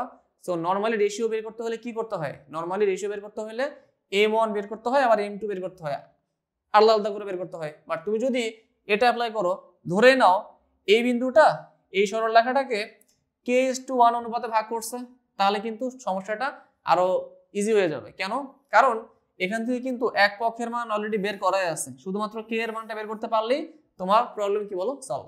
তাহলে এখন যদি k এর মান হয় 2, তাহলে 2 হইলে এ পাশে কত হবে 2:1। যদি কথার কথা k এর মান আসে তোমার হচ্ছে 3/2, এ পাশে আসে হচ্ছে 1, দুই পাশে 2 দিয়ে গুণ করলে কত হবে 3:2। সো এভাবে তুমি কি করতে পারতেছো বলো, যে কোনো অঙ্ক খুব সহজেই সলভ করতে পারতেছো। সেটা কখন করবা, যখন তোমার বিন্দু দেওয়া আছে সেই বিন্দু থেকে কি করতে হবে, সেই বিন্দু থেকে এই অনুপাতের মান বের করতে হবে। বেসিক্যালি এই অঙ্কে বিন্দুর মানটা দেওয়া নেই, ঠিক আছে, তোমাকে একটু অন্যভাবে চিন্তা করতে হবে যে কিভাবে এটা করা যায়। সো টেনশন করার কিছু নেই, আমরা এটাকে একটু পরে সলভ করব এবং একটু পর খুব ইজি লাগবে এই অঙ্কগুলোকে। আচ্ছা, তাহলে আমরা কি বলছিলাম যে হিসাবের সুবিধার জন্য যখন আমাকে অনুপাত বের করতে বলা হবে তখন আমি আর m1 m2 ধরবো না, m1 m2 এর জায়গায় কি ধরবো বলো, ধরবো হচ্ছে k আর 1, ধরলাম এটা হচ্ছে k, এটা কত 1। ওকে, এখন আমরা আমাদের ফর্মুলায় আসি, ঠিক আছে। আচ্ছা দেখো, এই বিন্দু আর এই বিন্দুটাকে k:1 অনুপাতে অন্তর্বিভক্তিকরণ করছে, তাহলে এই বিন্দুটা কি আছে বলো, এই বিন্দুটার একটা ভুজ আছে, সেটা কত x। তাহলে x মানে কত আসতেছে, x মানে আসতেছে হচ্ছে নিচে কত আসবে বলো, নিচে 2 অনুপাতের যোগফল, তাহলে কত k যোগ 1, উপরে কত k অন্তর্বিভক্তিকরণ সবগুলো কি প্লাস, আর এখানে 1 ইনটু কত হবে, এ হচ্ছে k এর অপোজিটটা কি x2, সেটা কত 4, তাহলে k ইনটু কত হবে 4, আর এখানে কি 1 ইনটু এ হচ্ছে অনুপাত, এর অপোজিটটা কি x1, এটা কত -2, তাহলে 1 ইনটু কত হচ্ছে এখানে -2, তো এটা নিলাম। এরপর কত আসবে, এরপর আসবে হচ্ছে 4k - 2 ডিভাইডেড বাই k + 1, আর এখানে কত আসছে x। দেন আরেকটা বিন্দু, সেটা কত দেওয়া আছে 0। সো 0 মানে কত আসতেছে, 0 মানে আসতেছে হচ্ছে 0 = নিচে আসবে কত বলো k + 1, উপরে k + 1 ইনটু এই k এর অপোজিটটা কি y2 কত -7, সো এই হচ্ছে -7, আর এই 1 এর অপোজিটটা কি y1, সেটা কত 3, তাহলে কত আসবে এখানে 3, তাহলে নিচে কত আসতেছে নিচে আসতেছে হচ্ছে -7k plus 3 divided by k plus 1 সমান 0, এবং যদি এই 0কে k প্লাস 1 দিয়ে মাল্টিপ্লাই করা হয় তাহলে কি আসবে, এটা 0 চলে আসবে। আর এটা কিন্তু 0 নেওয়া লাগতেছে কেন, কারণ এই যে 0 এই বিন্দুটা x অক্ষের উপর অবস্থিত, দ্যাটস ওয়াই তার মান কত আসতেছে, 0 আসতেছে। সো বেসিক্যালি এই 0ই হচ্ছে আমার ক্লু। এই 0 দিয়ে কি করতেছি বলো, আমি অঙ্কটা সলভ করতেছি খুব সহজেই, ঠিক আছে। তাহলে এখানে কত আসতেছে, k প্লাস 1 ইন্টু 0, এর পাশে কত থাকবে 7k, মানে -7k প্লাস আসবে কত 3 সমান 0, এবং এখান থেকে লিখবো আমরা, লিখবো হচ্ছে k সমান 3/7। তাহলে আমাদের অনুপাতটা কি ছিল, k:1। তাহলে অনুপাত যদি k:1 হয় তাহলে কি লিখতে পারতেছি আমরা, k:1, এবং এটা কত আসতেছে 3/7 হচ্ছে 1, এখানে কি লেখা যাবে 3:7। সো এই হচ্ছে আমার অ্যান্সার। তাহলে কি দেখলাম আমরা, এখানে যে কে আছে এই কে কত আসতেছে, কে আসতেছে হচ্ছে ধরো 3, ঠিক আছে, এই হচ্ছে 3, আর এটা কত আসতেছে 7 আসতেছে। সো এই হচ্ছে আমাদের কি 7। সো আমি একটু লিখে রাখি এখানে, এই যে অনুপাতটা আছে আমার এখানে, এটা কত আসতেছে 7।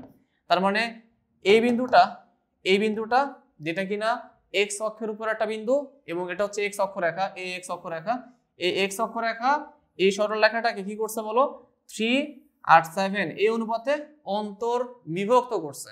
তো আমরা এটা অ্যান্সারটা মিলাই দেখি ঠিক আছে কিনা। সো ঠিক আছে, এই হচ্ছে 3 আর এটা কত বলো 7। একইভাবে তোমরা কি বের করবা, তোমরা বের করবা এই সরলরেখাটাকে y অক্ষরেখা, এই হচ্ছে y অক্ষরেখা, এই y অক্ষরেখা কি করছে বলো, এই সরলরেখাটাকে আবার এই অনুপাত আর এই অনুপাত দুইটা ভিন্ন অনুপাতে অন্তর বিভক্ত করছে। যদি তারা এরকম দুইটা ভিন্ন অনুপাতে অন্তর বিভক্তিকরণ করে, খেয়াল করবা এই y এর উপর আমরা জানি কি x এর যে স্থানাঙ্ক তার মান কত বলো 0, আর y এরটা কত y থাকবে। সো আগে আমরা y এর জায়গায় ধরছিলাম 0, বাট এখন কি ধরবো x এর জায়গায় 0। তার মানে এটা অ্যাপ্লাই করে কি করতে পারো, তুমি খুব সহজে এই অঙ্কটা সলভ করতে পারো। আচ্ছা, এই অঙ্কটার একটা মজার ট্রিক্স আছে, ট্রিক্সটা বলে দিই আমি, খেয়াল করবো সবাই। ট্রিক্সটা হচ্ছে দেখো, যখন তোমাকে বলা হবে x অক্ষরেখা কি অনুপাতে অন্তর বিভক্ত করে, যখন তুমি x অক্ষরেখা নিবা তখন এই বিন্দু আর এই বিন্দুর কোটির যে অনুপাত সেই কোটির অনুপাতটা নিবা। তার মানে এখানে কোটির যে মানের অনুপাত সেটা কত 3 আর কত বলো 3/7। সো x অক্ষরেখা কি করছে, একে 3/7 এই অনুপাতে অন্তর বিভক্তকরণ করছে। আর যদি বলা হয় এই বিন্দুটা মানে অপোজিটটা সেটা কত, ধরলাম সেটা হচ্ছে এই বিন্দুটা, তাহলে এই বিন্দুটা কি, এই বিন্দুটা হচ্ছে y অক্ষরেখার একটা উপর একটা বিন্দু। তার মানে y অক্ষরেখা এই বিন্দুতে এই সরলরেখাটাকে কি করছে বলো, এই 1:2 অনুপাতে অন্তর বিভক্তকরণ করছে। তাহলে যখন y অক্ষরেখা এই সরলরেখাটাকে কি অনুপাতে অন্তর বিভক্তকরণ করে তখন কি নিবা, এই ভুজ আর এই ভুজের অনুপাত। তাহলে এখানে ভুজ কত 2/4, তার মানে আসতেছে কত 2/4, দ্যাট মিন্স কত বলো 1/2। সো এই হচ্ছে অ্যান্সার। তার মানে 1:2, তার মানে এ হচ্ছে 1 আর এটা কত হবে 2 হবে। এরকম একটা অনুপাতে কি করতেছে বলো, অন্তর বিভক্ত করতেছে। সো আমার মনে হয় তোমরা এরকম অঙ্ক পরীক্ষা যদি চলে আসে একা একা করতে পারবা, কোনো সমস্যা হবে না।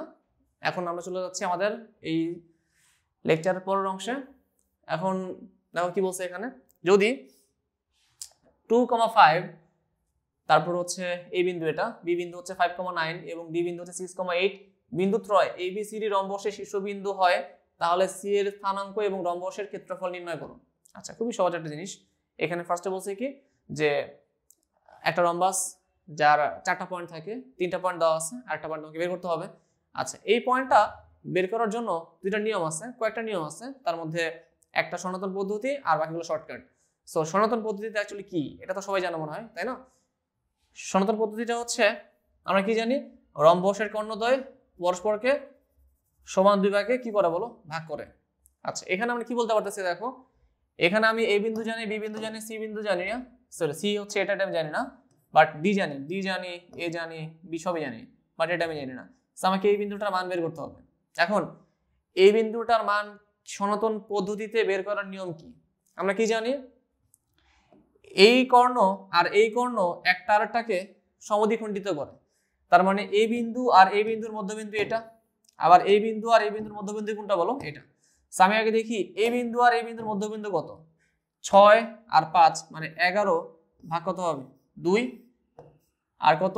8 আর 9, 8 9 কত হবে? 17, 17 ভাগ কত হবে বলো? 2। আচ্ছা, আবার দেখো এই বিন্দু আর এই বিন্দুর মধ্যবিন্দু কত? x যোগ 2, x যোগ 2 ডিভাইডেড বাই কত বলো? 2। এরপরে কি আছে? y যোগ 5, y যোগ 5 বাই কত হবে? 2। এবং আমরা কি জানি? আমরা জানি এখান থেকে দেখে বোঝা যাচ্ছে কি সেটা, এই বিন্দু আর এই বিন্দু কি বলো? একই বিন্দু, হুবহু সেম বিন্দু। এই যে যেখানে তারা একে অপরকে কি করছে বলো? পরস্পরকে ইন্টারসেক্ট করছে। তার মানে এই বিন্দুর ভুজ আর এই বিন্দুর ভুজ সমান, এই বিন্দুর কোটি আর এই বিন্দুর কোটি কি বলো? সমান হবে। তাহলে 11/2 সমান কি হবে? x + 2/2। তার মানে 11 ডিভাইডেড বাই 2 সমান সমান হচ্ছে x + 2 বাই কত হবে? 2। সো দুই পাশ থেকে 2 2 কাটা, তাহলে x কত আসতেছে বলো? 9। সো এই হচ্ছে x এর মান। একইভাবে y এর মান চলে আসবে, সেটা কিভাবে? 17/2, 17 ভাগ 2 সমান কত হবে? y + 5/2। সো y + 5 বাই কত হবে? 2। এখান থেকে y কত পাবো বলো? 12 পাবো। সেই হচ্ছে 12। তার মানে এই অঙ্কটা আমরা এইভাবে সনাতন পদ্ধতিতে সলভ করতে পারি, কিন্তু এই অঙ্কটাকে আমরা অন্যভাবেও রিপ্রেজেন্ট করতে পারতাম শর্টকাট ওয়েতে। কিভাবে সেটা দেখো, খেয়াল করবা। এই জায়গায় ছিল কত? 2 ছিল, 2 2 থেকে হয়েছে কত? 5। তার মানে 2 থেকে যদি 5 হয় তাহলে কত বাড়ছে? এখানে 3 বাড়ছে। তার মানে এখানে ভুজ কত বাড়ছে? 3 বাড়ছে। তাহলে এখানে ছিল ভুজ 6, এখানে কত হবে? 3 বেড়ে 9 হবে। তাহলে এখানে x কত হবে? 9। এবার খেয়াল করবা, এখানে ভুজ ছিল 5, হয়েছে কত? 9। তাহলে কত বাড়ছে? 4 বাড়ছে। তাহলে এখানে ছিল 8, 4 বাড়বে, 4 বেড়ে y মান কত হবে? 12 হবে। ওকে, সো 9 আর 12, সরি, এই 9 আর 12 এটাই হচ্ছে এই অঙ্কের অ্যান্সার। এখন কিন্তু এই অঙ্কের আরেকটা পার্ট আছে, সেটা কি দেখো? সেটা হচ্ছে রম্বসের ক্ষেত্রফল নির্ণয় করো। সো আমরা সবাই জানি রম্বসের ক্ষেত্রফল নির্ণয় করার ফর্মুলা কি? হাফ ইন্টু দুই কর্ণের গুণফল আর কি। দুই কর্ণ কত? একটা হচ্ছে এসি আর একটা কি? BD. So half into AC into হচ্ছে বিডি। সো এই হচ্ছে অ্যান্সার। এটা দিয়ে তুমি কি করতে পারবা? রম্বসের কর্ণদ্বয়ের গুণফলের মাধ্যমে এই রম্বসের ক্ষেত্রফল নির্ণয় করতে পারবা। সো এটা মনে হয় না করে দেওয়া লাগবে তোমাদেরকে। এখন আমরা চলে যাই হচ্ছে আমাদের পরের অঙ্কে। সো এই অঙ্কটা আমার পক্ষ থেকে, ঠিক আছে? আচ্ছা, এই অঙ্কটা কি বলছে দেখো। এই অঙ্কটা হচ্ছে একটু কমপ্লেক্স আছে, হালকা কমপ্লেক্স না, সহজ, সহজের মধ্যে একটু কমপ্লেক্স। আচ্ছা, কি বলছে দেখি এখানে, এ বি সি এবং ডি বিন্দু চারটির স্থানাঙ্ক যথাক্রমে এত এত এত, ঠিক আছে? এরপর কি বলা আছে? সিডি সরলরেখা এবি সরলরেখাকে বহিস্থভাবে যে অনুপাতে বিভক্ত করে তা নির্ণয় করো। আচ্ছা, এখানে কি করতে হবে তাহলে? নির্ণয় করতে হবে হচ্ছে সিডি সরলরেখা, সিডি কোনটা? এই সরলরেখা। আর এবি কোনটা? এ হচ্ছে এবি সরলরেখা, এ হচ্ছে এ বিন্দু, তারপরে এ হচ্ছে বি বিন্দু। আর এবি কে বহিস্থভাবে কোন একটা বিন্দু আছে, এই বিন্দুটাকে এই সিডি সরলরেখা কি করতেছে বলো? একটা অনুপাতে বিভক্ত করতেছে। তার মানে কি এখান থেকে এই পর্যন্ত একটা অনুপাত আছে, আবার এখান থেকে এই পর্যন্ত একটা অনুপাত আছে। সো বেসিক্যালি এই কথাটা এখানে বলা আছে। আচ্ছা, এখন এটা কিভাবে নির্ণয় করবা, বা এটা নির্ণয় করার যে পদ্ধতিটা সেটা কেমন হবে? আচ্ছা, ফার্স্ট অফ অল একটু দেখে নেই যে কিভাবে এটাকে ফাইন্ড আউট করতে হবে। খেয়াল করবো সবাই। দেখো, ধরে নিলাম এই হচ্ছে বি বিন্দু, এটা এ বিন্দু, আর এটা আমার আননোন একটা পয়েন্ট, যেটা কিনা কি বলো? পি বিন্দু, সেটা কি এক্স কমা ওয়াই, এটা আমার একটা আননোন পয়েন্ট। এখন এই পি বিন্দুটা কি করছে বলো? এই এ বি কে বহিস্থভাবে বিভক্ত করছে কি অনুপাতে? আর এই বিন্দুটা পি বিন্দুটা কিন্তু এই সিডি সরলরেখার উপরে অবস্থিত। তার মানে এই সিডি সরলরেখা বলা যা কথা, আর পি বিন্দুটা বলা কি বলো? সেম কথা। তার মানে এই সিডি সরলরেখা এই এবি সরলরেখাটাকে বহিস্থভাবে যে বিন্দুতে বহির্বিভক্ত করলো সেটা কি অনুপাত তা আমাকে ফাইন্ড আউট করতে হবে। আচ্ছা, ফার্স্ট অফ অল আমরা দেখি যে এই যে পি বিন্দু যার মান হচ্ছে এক্স কমা ওয়াই, এই পি বিন্দুটা কিভাবে নির্ণয় করা সম্ভব? আচ্ছা, যখন আমরা কোনো একটা বিন্দু থেকে একটা রেশিও বের করতে যাই তখন কিন্তু কি করতে হয় আমার, তখন কিন্তু ওই রেশিওটার ক্ষেত্রে আমি কি ধরি k:1, কিন্তু এখানে কিন্তু রেশিও দেওয়া নাই আবার বিন্দুটা দেওয়া নেই। তাহলে ওই ক্ষেত্রে কি করতে হবে, ক্যালকুলেশনটা সহজ করার জন্য রেশিওটা ধরতে হবে কত, k:1। এখানে আমাদের ধরলাম এই বিন্দু থেকে এই বিন্দুর যে দূরত্ব সেটা কত ধরলাম, সেটা হচ্ছে k। তার মানে এখান থেকে অন্য কালার নিয়ে আমি, তাহলে বুঝতে সুবিধা হবে তোমাদের, মানে এই বিন্দু থেকে এই বিন্দু পর্যন্ত যে দূরত্ব সেটা কত আসতেছে ধরলাম k, আর এই বিন্দু থেকে এই বিন্দু পর্যন্ত দূরত্ব সেটা কত আসতেছে 1।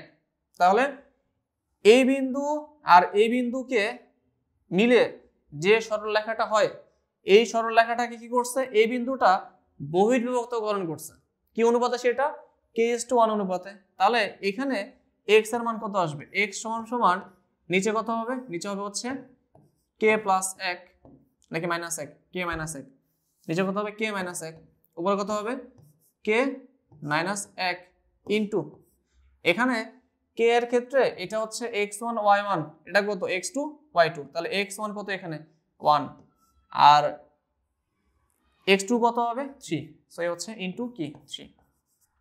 এবার এখানে আসি আমরা y এর ক্ষেত্রে আসি, y নিচে কত হবে, নিচে হবে হচ্ছে k-1 k-1 into k into কত আসবে, এ হচ্ছে k, তার অপোজিটটা সেটা কত, এটা হচ্ছে y2, তাহলে k ইন্টু কত 0, আর 1 ইন্টু কত হবে, 1 ইন্টু হবে হচ্ছে y1, সেটা কত 1। তার মানে এখানে কত আসছে দেখো, এখানে আসতেছে হচ্ছে নিচে k-1 উপরে কত k-3, সো k-3, আর এখানে কত আসবে, আসবে হচ্ছে উপরে -1 নিচে কত আসবে, আসবে হচ্ছে k-1। ওকে, এটা মনে হয় বুঝতে পারলাম, এইটুকু বুঝতে কারো সমস্যা হয়নি। আচ্ছা, এবার কথা হচ্ছে এই x এর মান আর y এর মান তুমি যদি বের করতে পারো, অথবা এখানে যে k আছে এই k এর মান তুমি যদি বের করতে পারো, তাহলে কিন্তু কি করতে পারতেছো, তুমি বুঝতে পারতেছো যে এই অনুপাতটা কি হতে পারে। এখন আমরা কি জানি, এই যে সরলরেখাটা আছে এই সরলরেখার উপর ডি বিন্দু, পি বিন্দু এবং সি বিন্দু তিনটা পয়েন্টই কিন্তু আছে। এখন যদি এই সরলরেখা দিয়ে একটা ত্রিভুজ আমি কল্পনা করি, তার ক্ষেত্রফলটা কত আসবে 0, তাহলে কি লিখবো আমি এখানে, AC AP আর AD এদের তিন বিন্দুর যে ত্রিভুজ, মানে ত্রিভুজ কত আসতেছে এখানে DP আর হচ্ছে C, সো ত্রিভুজ DP আর C এটার যে ক্ষেত্রফল, এই ক্ষেত্রফলের যে মান সেটা কত আসবে 0 আসবে। সো আমি ধরে নিলাম এই ডি বিন্দু কত -10 -4 -10 -4, এরপরে কত xy xy, এরপরে কত 5 1 আবার কত -10 মাইনাস কত হবে 4। আচ্ছা, এখন এটাকে ক্যালকুলেশন করতে হবে, তাই না? ক্যালকুলেশন করো, কি করতে হবে এখানে, ক্যালকুলেশন করলে একটা হাফ আনতে হবে, এরপর এখানে কত আসবে -10 আর ইন্টু y, এটা ক্রস করতে হবে, এ হচ্ছে ক্রস, তাহলে -10y আবার ক্রস, তাহলে কি হবে +x, আবার কত এটা হচ্ছে কত -20 মনে হয়, আচ্ছা -20, যাক ভ্যালুটা ঠিক আছে কিনা আমি শিওর না, দেখি আগে করে যাই। মাইনাস কত আসবে, আসবে হচ্ছে অপোজিটটা কত, এটা হচ্ছে 4x, আসবে হচ্ছে -4x, সরি এটা মাইনাসে আসবে, একটু ভুল করলাম, আচ্ছা এটা -4x, এরপরে কত 5y +5y, এরপরে কত -10। আচ্ছা, এখন ক্যালকুলেশন ডান। এবার আমরা ফুলটার উপর একটা ব্র্যাকেট দিয়ে নিই। সো এখান থেকে এ পর্যন্ত ক্যালকুলেশন করতে হবে, কত আসবে এখানে হাফ ইন্টু এখানে কত আছে, এখানে আছে হচ্ছে -10y, এখানে কত এই মাইনাস আর এখানে প্লাস কি -5y, তার মানে কি -15y, এরপরে এখানে x আর এখানে কি -4x, এই মাইনাস মাইনাস প্লাস হবে, তাহলে কি +5x, এরপরে কত -20 আর এখানে কত +10, তার মানে কি -10 সমান সমান কি 0 আসবে। তো এখান থেকে কি লেখা যাবে হচ্ছে -15y +5x -10 সমান সমান 0, এন্ড এখান থেকে লিখতে পারবো কত, আমরা লিখতে পারবো হচ্ছে x -3y -2 সমান সমান কত 0। সো এই হচ্ছে আমার ইকুয়েশন, যেটা কিনা আমরা এক যে বিন্দুগুলো আছে সব বিন্দুগুলাকে একটা রেখার উপর অবস্থিত ধরে মানে সমরেখা ধরে সেখান থেকে আমি তার ক্ষেত্রফলকে 0 ধরে এই ভ্যালুটা পাইছি x - 3y - 2 সমান কত 0 আসছে। এখন দেখো এই x এর জায়গায় আমি কিন্তু এই ভ্যালুটা বসাতে পারি k - 3 / k - 1, আর এখানে কি করা যায় বলো, y এর জায়গায় বসানো যায় কত -1 ডিভাইডেড বাই k - 1। তো আমি এখন এই সমীকরণটার মধ্যে এটা বসাই দিব, বসাইলে আমি কি পাবো বলো, k এর মানটা পেয়ে যাব, এবং k এর মানটা পেয়ে গেলে কিন্তু ওই k আমার কি হবে বলো, ওই অনুপাতটা হবে যে বহিস্থভাবে যে অনুপাতে কি করে বলো, যে অনুপাতে বিভক্ত করে, এবং এই বিভক্তটা কি হবে বহির্বিভক্ত, এবং সেটা কিন্তু আমি এখান থেকে বুঝতে পারতেছি।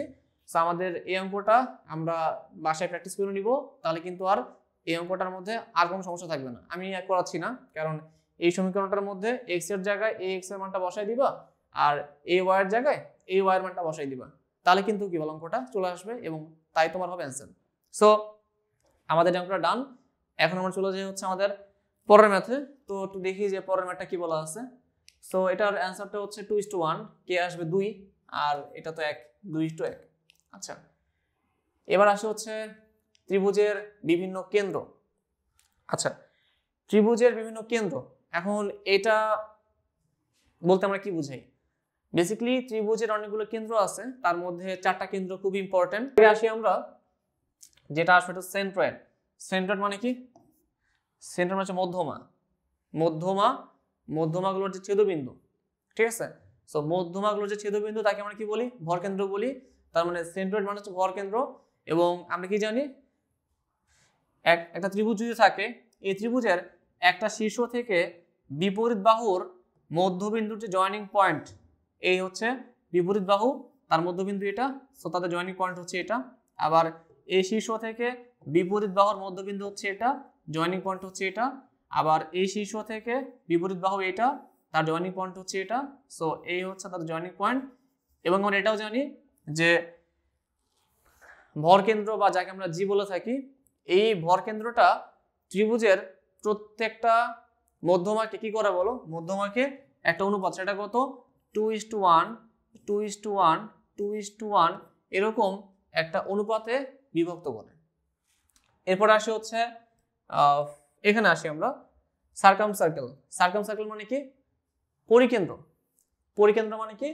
একটা ত্রিভুজ অঙ্কন করব, সেই ত্রিভুজের 3টা শীর্ষকে কেন্দ্র করে, শীর্ষকে নিয়ে আমি যে বৃত্ত কল্পনা করব, ওই বৃত্তের কেন্দ্রটাই কি বলো, কেন্দ্রটাই হচ্ছে এই ত্রিভুজের কি সার্কামসেন্টার বা পরিকেন্দ্র। এরপরে কি, এই হচ্ছে একটা বৃত্ত, এটা ত্রিভুজ, এই ত্রিভুজের 3টা পয়েন্ট, 1টা 2টা 3টা শীর্ষকে কল্পনা করে যে বৃত্তটা আঁকলাম, এই বৃত্তের কেন্দ্র হচ্ছে এটা, এবং এই বৃত্তের কেন্দ্রকেই আমি কি বলবো, এই ত্রিভুজের পরিকেন্দ্র বলবো। এরপরে কি, ইন সেন্টার, যাকে আমরা কি বলি অন্তকেন্দ্র। এখন অন্তকেন্দ্র মানে কি? অন্তকেন্দ্র মানে হচ্ছে একটা ত্রিভুজ আঁকলাম, এই ত্রিভুজের মধ্যে 3টা বাহুকে টাচ করে যদি আমি একটা বৃত্ত কল্পনা করি, সেই বৃত্তের একটা কেন্দ্র থাকবে, এবং সেই কেন্দ্রটা নির্ণয় করার উপায় কি? উপায় হচ্ছে ত্রিভুজের এই শীর্ষ, এই শীর্ষ এবং এই শীর্ষ, 3টা শীর্ষ থেকে তাদের যে কোণগুলো আছে, এই কোণগুলোকে সমদ্বিখণ্ডিত করো, এই কোণকে সমদ্বিখণ্ডিত করো, এই কোণকে সমদ্বিখণ্ডিত করো। সো কোণগুলোকে সমদ্বিখণ্ডিত করলে তারা একে অপরকে যে বিন্দুতে ইন্টারসেক্ট করবে, তার মানে কোণগুলোর সমদ্বিখণ্ডক যে বিন্দুতে একসাথে মিলিত হবে, সেই বিন্দুকে বলবো আমি কি অন্তকেন্দ্র। তার মানে এই হচ্ছে অন্তকেন্দ্রের কনসেপ্ট। এবার লাস্টে আসে হচ্ছে অর্থ সেন্টার, যাকে আমরা বলি কি লম্ব কেন্দ্র বা লম্ব বিন্দু। এখন এটা মানে কি? এটা মানে হচ্ছে প্রত্যেকটা শীর্ষ থেকে বিপরীত বাহুর উপর লম্ব অঙ্কন করবা, সেই লম্ব অঙ্কন করলে যে বিন্দুটা 3টা লম্বকে ছেদ করবে একসাথে, তাকে আমি কি বলবো, লম্ব বিন্দু বলবো। বেসিক্যালি কি হয় দেখো, এই হচ্ছে একটা শীর্ষ, এখান থেকে একটা লম্ব অঙ্কন করলাম, আবার এই শীর্ষ থেকে একটা লম্ব অঙ্কন করলাম, এই শীর্ষ থেকে একটা লম্ব অঙ্কন করলাম। তো তারা এই বিন্দুতে কি করছে বলো, একটা আর একটাকে ছেদ করছে। দ্যাট মিনস এই বিন্দুটা কি ত্রিভুজের অর্থ সেন্টার বা কি লম্ব বিন্দু বা লম্ব কেন্দ্র। সো আমার মনে হয় ভর কেন্দ্র, লম্ব কেন্দ্র, পরিকেন্দ্র, অন্তঃকেন্দ্র তোমাদের বোঝা হয়ে গেছে। এটা নিয়ে কোনো ডাউট তোমাদের মধ্যে নাই। সো আমরা এই জিনিসটা একটু আগে শিখে নিলাম, কারণ এই রকমের সমস্যা পরীক্ষা অনেক আসে। আমি এই সমস্যা থেকে কয়েকটা সমস্যার সামনে দেখাবো, তার আগে চলো দেখে নিই যে আমি এই সমস্যার পর আর কি কি ধরনের সমস্যা এই টাইপ থেকে দেখতে পারি বা এরকম টপিক থেকে দেখতে পারি। আচ্ছা, এখন আসি হচ্ছে আমাদের বিভিন্ন বিন্দু নির্ণয় করার ক্ষেত্রে যে ফর্মুলাগুলো ব্যবহার করা হয় সেটা আমরা কিভাবে অ্যাপ্লাই করব।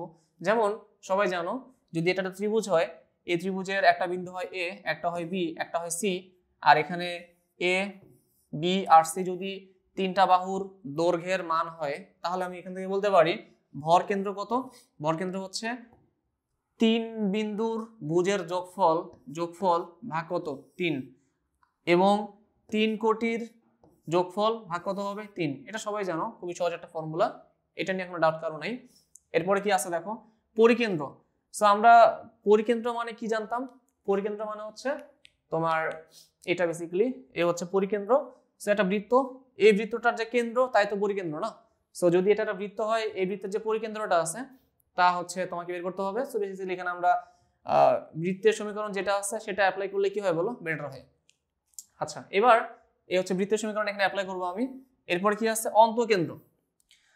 অন্তকেন্দ্রের ক্ষেত্রে কি লাগবে, 3 সাইডের দৈর্ঘ্যের মান লাগবে। যেমন এখানে এই ত্রিভুজের 3 সাইড কত, এ, বি আর সি, তাহলে a into x1, b into x2, c into কত x3। একইভাবে 3 বাহুর যোগফল, 3 বাহু 3 বাহু 3 বাহু এবং 3টা কোটির মান। সো আমরা এই ফর্মুলার মাধ্যমে কি করতে পারবো, যে কোনো ত্রিভুজের অন্তকেন্দ্রের মান নির্ণয় করতে পারবো। আর লাস্টে কি বলা আছে, লম্ব কেন্দ্র। সো লম্ব কেন্দ্র বের করতে হলে কি লাগবে, লম্ব কেন্দ্র বের করতে হলে যেমন আমরা কি জানি যে লম্ব কেন্দ্র কি, লম্ব কেন্দ্র মানে হচ্ছে একটা বিন্দু থেকে অপোজিট শীর্ষের উপর লম্ব। তার মানে এই লাইন আর এই লাইনের যে তোমার ধরো তোমার কথার কথা এই বিন্দু এই বিন্দু এই বিন্দু দেওয়া আছে, তুমি এই বিন্দুটার সরলরেখার সমীকরণ জানো, তাহলে এই সরলরেখার সমীকরণ জানলে তার লম্ব রেখার সমীকরণ তুমি জানবা, সেটা কত, সেটা হচ্ছে এই লম্ব রেখার সমীকরণটা তুমি পেয়ে যাবা। একইভাবে এই বিন্দু জানলে তুমি কি পেয়ে যাবা বলো, তার লম্ব রেখার সমীকরণ পেয়ে যাবা।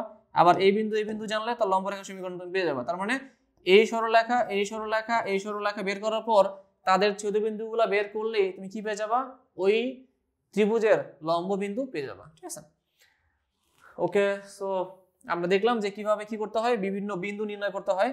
এখন আমরা একটা সমস্যায় যাব। এই সমস্যাটা হচ্ছে ত্রিভুজের ভর কেন্দ্র রিলেটেড, যেটা খুবই কমন একটা সমস্যা, যে 3টা বিন্দু দেওয়া থাকে। আমরা জানি যে ভর কেন্দ্র কি করে, এই বাহুগুলোকে 2:1 2:1 তারপর হচ্ছে 2:1 এরকম অনুপাতে কি করে, অন্তর বিভক্ত করে। তাহলে আমরা এই সম্পর্কিত ম্যাথে চলে যাই। সূত্রটা হচ্ছে x1 যোগ x2 যোগ x3 ডিভাইড বাই 3, y1 যোগ y2 যোগ y3 ডিভাইড বাই কত হবে 3। এটা হচ্ছে ভর কেন্দ্রের কি নির্ণয় করা, x নির্ণয় করা এবং y নির্ণয় করার ফর্মুলা। সো আমরা এখন চলে যাই হচ্ছে আমাদের এই সম্পর্কিত একটা ম্যাথে। তো আগে দেখি ম্যাথটা কি বলা আছে, সবাই খেয়াল করবা। একটি ত্রিভুজের শীর্ষবিন্দুর স্থানাঙ্ক এত এত এবং এত যদি ত্রিভুজটির ভর কেন্দ্র x অক্ষের উপর অবস্থিত হয় বা অবস্থান করে, তবে দেখাও যে t1 যোগ t2 যোগ t3 সমান কত হবে 0।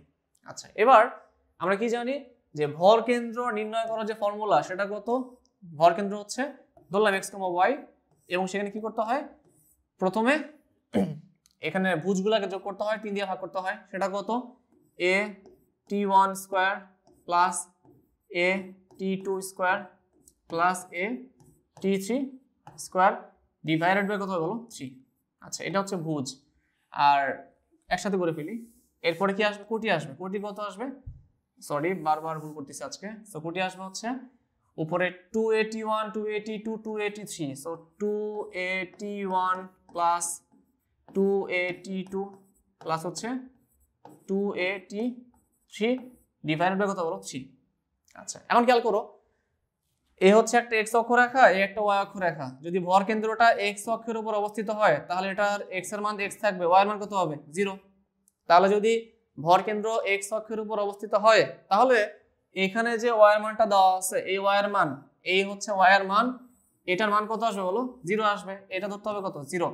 সো y এর মান 0 ধরে আমাকে প্রমাণ করতে হবে কি t1 যোগ t2 যোগ t3 সমান কত হবে 0। তো আমরা ওটাই করব।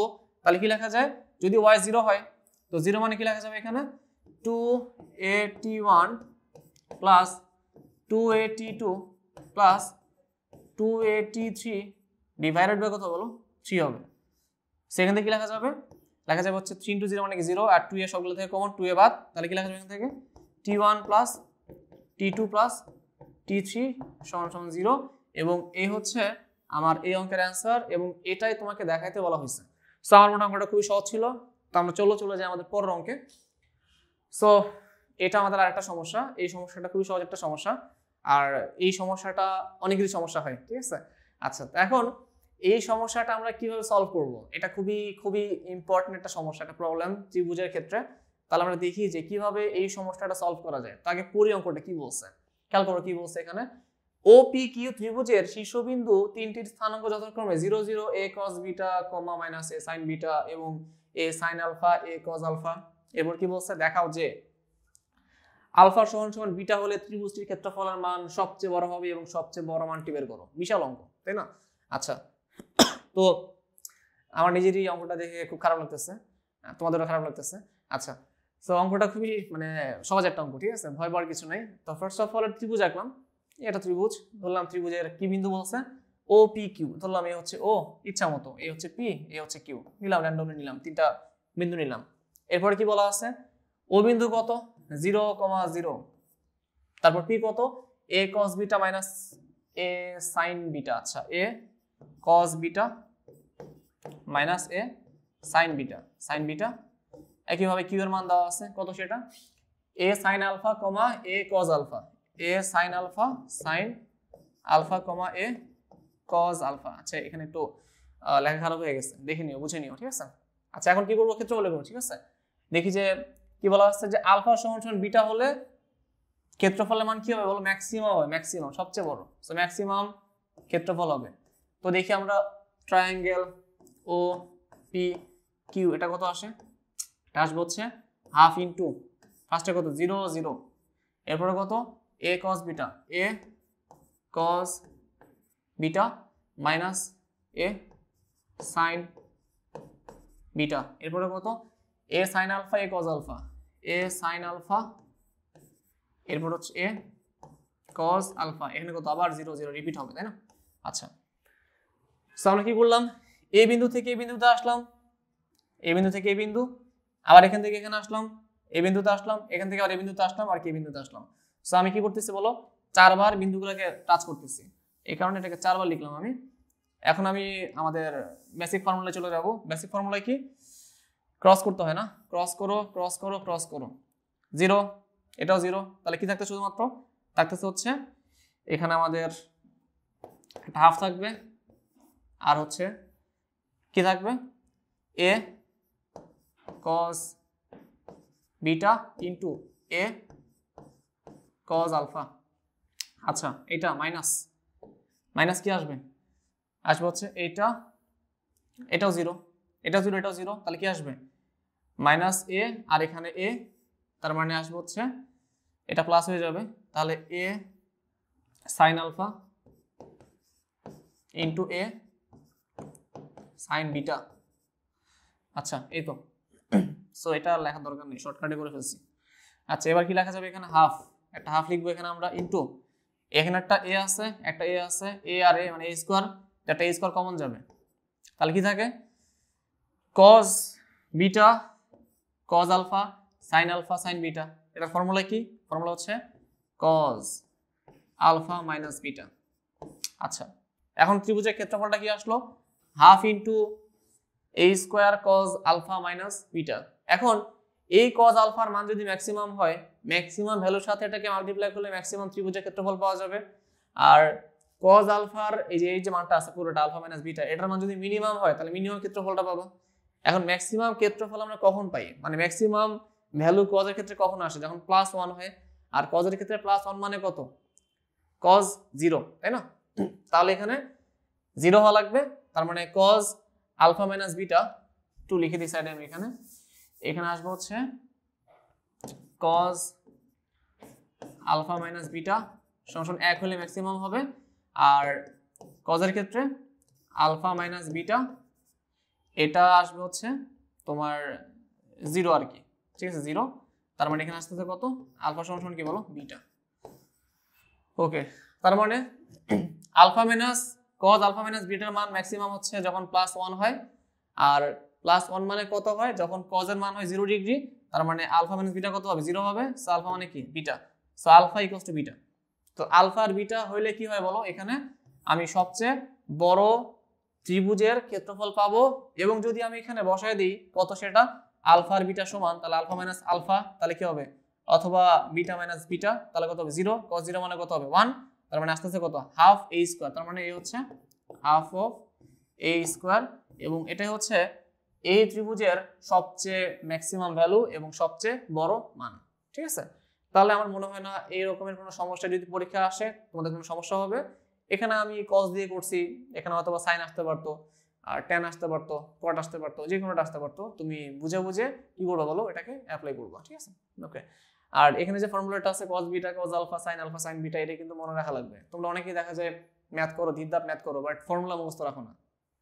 এই ফর্মুলাগুলো মুখস্থ না থাকলে কিন্তু কি হবে না, পরীক্ষায় কখনই ম্যাথ মিলবে না।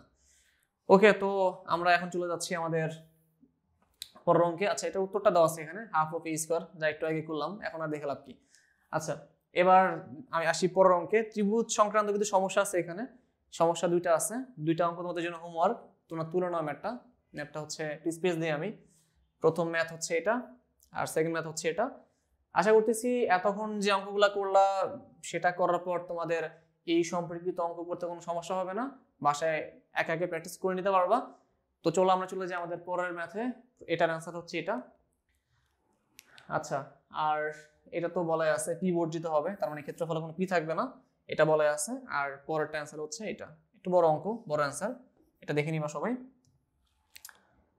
আচ্ছা, এবার আসি হচ্ছে এটাই, এই অঙ্কে কি বলছে দেখো, বলছে হচ্ছে কোন ত্রিভুজের শীর্ষবিন্দু এত এত এত হলে তার ক্ষেত্রফল নির্ণয় করো, এর মান কত হলে বিন্দুগুলি সমরেখা হবে। আচ্ছা, ফার্স্ট অফ অল ত্রিভুজের ক্ষেত্রফল নির্ণয় করা খুবই সহজ, যেভাবে আছে প্রথম বিন্দু, দ্বিতীয় বিন্দু, তৃতীয় বিন্দু, তারপর কি আমার ফার্স্ট মানে প্রথম পয়েন্ট আর কি। সো বের করে ফেলবা ক্ষেত্রফল। সো ক্ষেত্রফল বের করা হয়ে গেছে, এরিয়া বের করলাম। এখন এরিয়া বের করার পর খেয়াল রাখবা যে বিন্দুগুলো বলছে কি কখন সমরেখা হবে, কার মান, এ এর মান কত হলে। সো ক্ষেত্রফলের মধ্যে তুমি এ সম্পর্কিত হাবি যাবে কিছু একটা পাবা আর কি। সো ধরো এটা পেলা, পরপর বলছে কি সমরেখা হবে কখন। সমরেখা কখন হয়, সমরেখা তখনই হয়, কয়টা কন্ডিশন আছে। এক নাম্বার কন্ডিশন কি, এক নাম্বার কন্ডিশন হচ্ছে ধরো এ বিন্দু, এ বিন্দু আর এ বিন্দু, তিন বিন্দু মিলে, ধরো এ একটা এ বিন্দু, এ একটা বি বিন্দু, এ একটা সি বিন্দু, তিন বিন্দু মিলে যদি সরল রেখা হয় তাহলে আমরা কি বলবো, যদি একই রেখায় থাকে তাহলে কি বলা যাবে, এ থেকে বি এর দূরত্ব, বি থেকে সি এর দূরত্ব, তার মানে হচ্ছে এ বি যোগ বিসি সমান কি হবে, এ থেকে সি এর দূরত্বের সমান হবে। সো যদি এই বিন্দুটা বি বিন্দু এখানে না থেকে এখানে থাকে তাহলে কি হবে, সরলরেখাটা এরকম হবে না, এরকম তো হয়ে যাবে। তাহলে এ থেকে বি যোগ করলে আর বি থেকে সি যোগ করলে জীবনও এ থেকে সি এর সমান হবে, কখনই হবে না। এই হচ্ছে একটা কন্ডিশন। এরপর কি দেখলাম, সমরেখা হলে কি কি বলা যায়, সমরেখা হলে এই তিনটা বিন্দু নিয়ে যে ত্রিভুজ পাওয়া যাবে, ধরো এই একটা সমরেখা, এখানে একটা পয়েন্ট আছে, এখানে একটা পয়েন্ট আছে, এখানে একটা পয়েন্ট আছে, এখানে একটা পয়েন্ট আছে। সো এ একটা এ পয়েন্ট, এ একটা বি পয়েন্ট, একটা সি পয়েন্ট। যদি বি পয়েন্ট এখানে না থেকে এখানে থাকতো, ত্রিভুজ পাইতা, একটা ক্ষেত্রফল আসতো। বাট ত্রিভুজটা তো এখন আর পাবা না যদি সমরেখা হয়, তার মানে বি বিন্দুটা এই সরলরেখাটার উপরে অবস্থিত, তার মানে এই তিনটা বিন্দু নিয়ে তুমি যে সরলরেখা কল্পনা করতেছো সেই সরলরেখা নিয়ে কোনো ত্রিভুজই পাওয়া সম্ভব না। দ্যাট মিনস তার ক্ষেত্রফলটা কত আসবে, 0 আসবে। সো তুমি এই তিনটা বিন্দু নিয়ে তার ক্ষেত্রফলটা বের করবা, ক্ষেত্রফল বের করলে ক্ষেত্রফল ধরবা 0, 0 ধরলেই তুমি এর মান পেয়ে যাবে। ক্লিয়ার তো? আচ্ছা, এখন আমরা চলে যাই হচ্ছে পরের ম্যাথে।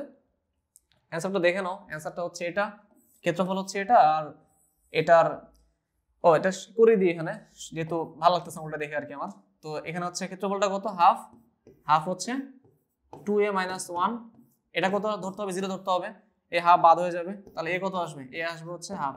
আচ্ছা, দেখছো কি চমৎকার একটা সহজ অঙ্ক। সো এগুলো সব ইজি অঙ্ক, দেখেই বলে দিবা যে কি কি হতে পারে। ওকে, তো চলো আমরা চলে যাই হচ্ছে পরের অঙ্ক, সহজ অঙ্ক তাই করে ফেললাম, ঠিক আছে। আচ্ছা, তা আসি আমাদের আজকের একদম লাস্ট মোমেন্টে, লাস্ট অঙ্কটা, ঠিক আছে, লাস্ট অঙ্ক। তো লাস্ট অঙ্কটা কি বলা আছে, আচ্ছা লাস্ট অঙ্কটা খুবই সহজ। এখানে অঙ্কটা দেখে বড় মনে হতে পারে। ফার্স্ট অফ অল এই অঙ্কটা হচ্ছে ধরে নেওয়া হয় যে তোমার হাকিম স্যারের বইয়ের সবচেয়ে বড় অঙ্কগুলোর মধ্যে একটা। আচ্ছা অঙ্কটা কি বলছে দেখি আগে। এবিসি ত্রিভুজের এবিসি শীর্ষবিন্দুর স্থানাঙ্ক যথাক্রমে এত এত এত, ডি এফ বিন্দু তিনটি যথাক্রমে ত্রিভুজের এই বাহুগুলার হচ্ছে উপরে এমন ভাবে অবস্থিত যেন BD by DC, C by EA, F by F B 2 হয়, এই 2 হয়। সো এদের অনুপাত কত? 2 মানে কত? 2:1, নিচেরটাও 1 আছে, 2:1। এরপর কি বলছে? এবিসি ও ডিইএফ ত্রিভুজ দুইটির ক্ষেত্রফল নির্ণয় করো এবং দেখা হচ্ছে তাদের অনুপাত কত? 3:1। তার মানে ফার্স্ট অফ অল একটা ত্রিভুজ দেওয়া আছে, তার বিন্দুগুলো দেওয়া আছে, ওই ত্রিভুজের আবার বাহুগুলোর কোন একটা বিন্দু দেওয়া আছে, সেটা মিলে একটা ত্রিভুজ হবে। সেই ত্রিভুজের অনুপাত আর আগের বড় ত্রিভুজের অনুপাত দেখাইতে হবে কত? 3:1। এই আর কিছুই না, এটা খুবই লেম একটা অঙ্ক। আচ্ছা তো আমরা আগে দেখি যে বিন্দুগুলো কি কি দেওয়া আছে। ফার্স্টে দেওয়া আছে কি এ বিন্দু, এ বিন্দু হচ্ছে এটা, বি হচ্ছে এটা, সি হচ্ছে কি বলো এইটা। এরপরে কি বলা আছে? আচ্ছা ডি বিন্দু বিসি এর মধ্যে অবস্থিত, এই বিসি এর মধ্যে ডি বিন্দু আছে। এরপরে কি ই বিন্দু কোথায় বলো? সি এর মধ্যে, সি এর মধ্যে ই বিন্দু আছে। আর এফ বিন্দু কোথায়? এই বিন্দু হচ্ছে এবি এর মধ্যে, এবি এর মধ্যে এই এফ বিন্দু আছে। আচ্ছা কি বলা আছে? এই বিন্দুগুলা এই সরলরেখার উপর মানে এই যে বাহুগুলো আছে এমন ভাবে অবস্থিত যেন বিডি বাই ডিসি, এই BD by DC, BD by DC কত হয় বলো? 2 হয়। এই 2 মানে কত? 2/1 আছে, একটা 2/1 আছে, তাই না? তাহলে কি লিখবো আমি? বিডি মানে হচ্ছে 2 আর ডিসি মানে কত হবে? 1 হবে। সো এই বি থেকে ডি পর্যন্ত 2 আর ডি থেকে সি পর্যন্ত কত? 1। এটাকে কি করবা তোমরা? অন্তর্বিভক্তিকরণ সূত্র অ্যাপ্লাই করে এটা সলভ করে ফেলবা। বাট আমি এখন এত টাইম নিব না, শর্টকাটে করে ফেলতেছি, শর্টকাট করতে ভালো লাগে আমার, তাই করতেছি এখন। আচ্ছা তাহলে এখন দেখো কি করি আমি এখানে। 13 থেকে কোথায় গেছে বলো? -2 তে গেছে। সো 13 থেকে যদি -2 তে যায় তাহলে এখানে কি কাহিনী করছে দেখো। 13 থেকে -2 মানে কমছে না বাড়ছে? কমছে। সো ছিল 13 হয়েছে কত? -2। তাহলে 13 থেকে -2 হওয়া মানে হচ্ছে টোটাল 15 কমছে, 15টা ঘর কমছে। এখানে কত অনুপাত আছে? এখানে আছে 2, এখানে আছে কত? 3। সো 2 আর এখানে আছে 1, মানে 2 যোগ 1 কত হয়? 3। তার মানে 15 ঘর কমছে 3 অনুপাতের জন্য। তাহলে প্রতি অনুপাতে কত করে কমছে? 5 করে কমছে। তার মানে 13 থেকে 5 কমে কত হবে? এখানে হবে 8। এই 8 থেকে কমে কত হবে? এখানে হলো 3। আর 3 থেকে আরো 5 কমে কত হবে? এখানে -2 হবে। তার মানে ডি বিন্দু কত আসতেছে? 3। এবার এখানে কি আছে দেখো, 0 থেকে 9 মানে 9 বাড়ছে, 3 ঘর আছে, প্রতি ঘরে কত করে বাড়ছে? 3 করে বাড়ছে। তাহলে 0 থেকে কত হবে বলো? 3। 3 থেকে কত হবে? 6। সো 3 কত হবে? 6। 6 থেকে কত হবে বলো? 9। আচ্ছা তার মানে আমি ডি বিন্দু পেয়ে গেলাম না? ডি বিন্দু কত আসছে? ডি আসছে হচ্ছে 3,6। আবার দেখো এখানে ই বিন্দু বের করি। ছিল 4 হয়েছে কত? -2। তাহলে কত কমলো? 6 কমলো। টোটাল ঘর আছে কয়টা? এখানে 1 ঘর, এখানে 2 ঘর, 3 ঘর। তাহলে 6 কমছে 3 ঘরের জন্য, তাহলে পার ঘরে কত করে কমছে? 2 করে কমছে। তাহলে 4 থেকে এখানে হবে কত? 2। 4 থেকে কত হবে বলো? 2 হবে। আর ছিল 3 থেকে হয়েছে কত? 9, সরি -3 থেকে হয়েছে কত? 9। তাহলে টোটাল 12 বাড়ছে, 12। তাহলে 3 ঘরে 12 বাড়ছে, তাহলে পার ঘরে কত করে বাড়ছে? 4 করে বাড়ছে, তাহলে 4। তাহলে -3 থেকে 4 বাড়লে কত হবে? 1 হবে। 1 থেকে 4 বাড়লে কত হবে? 5 হবে। 5 থেকে 4 বাড়লে কত হবে? 9 হবে। সহজ অঙ্ক। আচ্ছা এবার আসি হচ্ছে এই অংশটায়। আছে কত? 4 আর হচ্ছে -3, আর এখানে কত আছে? 13 আর 0, এফ বের করতে হবে। 13 থেকে 4, তাহলে 13 থেকে 4 নামছে মানে কি? কমছে। কত কমছে? 9 কমছে। তার মানে টোটাল এখানে 1 ঘর, এখানে সো প্রতি ঘরে কত করে কমবে? তাহলে 3 করে। তাহলে 13 থেকে 4 মানে 9 কমছে। তাহলে 13 থেকে প্রতি ঘরে 3 করে কমলে কত হবে? 13 থেকে 3 কমলে কত হবে? 10। আচ্ছা এবার ছিল 0 হয়েছে কত? -3। 0 থেকে -3, 3 কমছে। 3 কমলে প্রতি ঘরে কত করে কমছে? এখানে 1 করে কমছে। তাহলে 0 থেকে কত হবে? এখানে -1 হবে। সো আমরা দেখলাম যে এখানে ভ্যালুগুলো কি? 10, -1, 2,1 আর কত হবে? 3,6। এখন তুমি তোমার হাতের মুঠোয় সবগুলা পয়েন্ট পেয়ে গেছো। কোন ত্রিভুজ? বড় ত্রিভুজ প্লাস ভিতরের বাচ্চা ত্রিভুজ সব পেয়ে গেছো। এখন আর কোনো ঝামেলা নেই। কি করবা এখন? এই বিন্দু, এই বিন্দু, এই বিন্দু আর এই বিন্দু, 3 বিন্দু মিলে ক্ষেত্রফল বের করবা। আবার এই বিন্দু, এই বিন্দু আর এই বিন্দু মিলে ক্ষেত্রফল বের করবা। আচ্ছা আমি তো এখন হিসাবটা করলাম, হিসাবে ভুলও থাকতে পারে, তোমরা অবশ্যই আবার এই বিন্দুগুলো বসায় দিয়ে যদি দেখো যে উল্টাপাল্টা ক্ষেত্রফল আসতেছে তাহলে কিন্তু আমি আবার দায়ী না, ঠিক আছে? অবশ্যই কি করবো, একটু বাসায় তা আবার করবা যে ঠিক আছে নাকি। আচ্ছা, এখন ক্ষেত্রফল বের করবা কি বিন্দু, এ বি আর সি বিন্দু নিয়ে, আবার এখানে কি আছে ডি বিন্দু, ই বিন্দু, এ বিন্দু আছে, এটা নিয়ে ক্ষেত্রফলটা বের করবা। বের করার পর দেখবা এই বড় ত্রিভুজ যেটা এবিসি, এটার ক্ষেত্রফল আসবে হচ্ছে 63, আর মাঝখানে বাচ্চাটার ক্ষেত্রফল আসবে কত, 21। সো আমি যদি এখানে এদের অনুপাত বের করি কত, এ বি সি আর কত ডিইএফ, ডিইএফ, এদের যে অনুপাত আসবে সেটা কত আসবে, ত্রিভুজ আসবে হচ্ছে 63/21, মানে কত আসবে 3/1। সো এই হচ্ছে অ্যান্সার, ঠিক আছে? সো আজকের ক্লাস মোটামুটি ডান। মনে হয় না তোমাদের এই ক্লাসটা কমপ্লিট করার পর স্ট্রেট লাইনের 3 এর এ, 3 এর বি আর 3 এর সি থেকে তেমন কোনো সমস্যা থাকবে। তোমরা অবশ্যই প্র্যাকটিস করে নিবে অঙ্কগুলো। এগুলো আমি আজকে করালাম বেসিক্যালি বোর্ড এক্সামের জন্য, অঙ্কগুলো বোর্ড এক্সামের জন্য খুবই ইম্পর্টেন্ট। আমি ট্রাই করছি যতটা শর্টকাটে সলভ করা যায়। আর লেকচারটা একটু বড় হয়ে গেছে, ম্যাথ লেকচার তো একটু বড় হওয়াটা স্বাভাবিক, তোমরা ধৈর্য সহকারে দেখবা, তাহলে মনে হয় না খুব সমস্যা তোমাদের আর হওয়ার কথা, এই চ্যাপ্টার রিলেটেড কোনো সমস্যা অ্যাকচুয়ালি। আচ্ছা ওকে, তো আজকের লেকচার আমাদের ডান। এখানে দেখো দেওয়া আছে হচ্ছে বড়টা ত্রিভুজের ক্ষেত্রফল হচ্ছে 63 বর্গ একক, আর ছোটটা হচ্ছে কত 21, অনুপাত কত 3:1। সো আমাদের আজকের ক্লাসে এই পর্যন্তই। তোমরা বিভিন্নভাবে আমাদের সাথে কানেক্টেড আছো অলরেডি, আর যারা যারা এখনো আমাদের সাথে অ্যাড হওনি তোমরা কি করবা, আমাদের ফেসবুক গ্রুপ আছে একটা, সেখানে হচ্ছে রুটস এডো নামে একটা গ্রুপ আছে, এখানে জয়েন করবা। আর রুটস এডো নামে একটা পেজও আছে আমাদের, সেখানে লাইক দিবা। আর আমাদের একটা ইউটিউব চ্যানেল আছে যেটার নাম হচ্ছে রুটস এডু। তো সেখানে চলে যাবা, সেখানে দেখবা অলরেডি আমার এমনিধর অনেকগুলো ভিডিও দেওয়া আছে, সেগুলো হচ্ছে আমাদের বেসিক্যালি ডেমো ভিডিও। তোমরা যদি ফুল কোর্সটা পারচেস করতে চাও অবশ্যই কি করতে হবে, আমাদের ওয়েবসাইটে যাবা, ওয়েবসাইটে যেয়ে প্রয়োজনীয় তথ্য দিবা, দেন এনরোল করে ফেলবা। আর এখানে অবশ্যই ইউটিউব চ্যানেলটা যেটা আছে এখানে কিন্তু আমরা প্রতিনিয়ত আমাদের রিসেন্ট আপডেট দিই, যে আমরা সামনে কি আনতেছি বা সামনে আমরা কি করতে যাচ্ছি অ্যাকচুয়ালি, বা কি প্রোগ্রাম তোমাদের জন্য ওয়েট করতেছে। তো তোমরা এখানে সাবস্ক্রাইব করে রাখবা, আর অবশ্যই বেল আইকন ক্লিক করবা, যাতে করে নতুন ভিডিও আসলে কি পেয়ে যাও, তুমি নোটিফিকেশন পেয়ে যাও। আর তোমরা আমাদেরকে ইনস্টাগ্রামে ফলো করতে পারো, ইনস্টাগ্রামে আমাদের নাম হচ্ছে রুটস এডু লাইভ, এখানে সার্চ করলে ইনস্টাগ্রামে তোমরা ফলো করতে পারবে আমাদেরকে। সো বেসিক্যালি এই হচ্ছে আমাদের সোশ্যাল মিডিয়ার প্ল্যাটফর্ম, যেখানে তোমরা বিভিন্ন ওয়েতে আমাদের সাথে কানেক্টেড থাকতে পারো। তোমরা রেগুলার আমাদের সাথে ভিডিও দেখতেছো এবং আমাদের ভিডিওগুলোকে সাপোর্ট দিচ্ছ তোমরা, আর আমরাও আসলে ট্রাই করতেছি প্রতিদিন যেন নতুন নতুন ভিডিও তোমাদের জন্য নিয়ে আসতে পারি। আর অবশ্যই আমরা কিন্তু সামনে এটা জাস্ট নর্মাল কিছু ক্লাস করাচ্ছি, সামনে কিন্তু অনেক ক্লাস আসতেছে তোমাদের জন্য, অনেক মাস্টার ক্লাস থাকতেছে, লাইভ ক্লাস থাকতেছে। তো আসলে যারা তোমরা মনে করতেছো যে আমরা ইউটিউবের ভিডিওগুলো ফ্রি পাচ্ছি, দ্যাট মিনস এটাই অনেক, এটা অ্যাকচুয়ালি অনেক কিছু না, এটা খুবই সামান্য একটা জিনিস। তোমরা সামনে কোর্স পারচেস করার পর যা ওয়েট করতেছে তোমাদের জন্য তা দেখলে কিন্তু তুমি লিটারালি ভয় পেয়ে যাবা, তোমার মনে হবে যে এতদিন যা পুরো আসছো এগুলো কোনো কিছুই না, এখন তুমি একদম নিউ একটা ওয়ার্ল্ডে ঢুকে যেতেছো, ঠিক আছে? সো আজকে ম্যাথ ক্লাস করাচ্ছি, শেষ করে ফেললাম অলরেডি, সামনে আরো অনেক ম্যাথ ক্লাস আসতেছে, ফিজিক্স আসতেছে, কেমিস্ট্রি আসতেছে। তো আসলে তুমি ধরে নিতে পারো তুমি এখন বাংলাদেশের বেস্ট অনলাইন প্ল্যাটফর্মের মধ্যে আছো। সো আমার মনে হয় না এর কাছাকাছি কোনো প্ল্যাটফর্ম স্টিল বাংলাদেশে অ্যাভেলেবল। সো আমরা হচ্ছে বাংলাদেশের ফার্স্ট এভার এডুটেক কোম্পানি, যেটা কিনা আমরা বলি হচ্ছে এডুকেশন টেকনোলজি কোম্পানি, এবং এটা কিন্তু বাংলাদেশের ফার্স্ট টাইম আমরাই নিয়ে আসছি।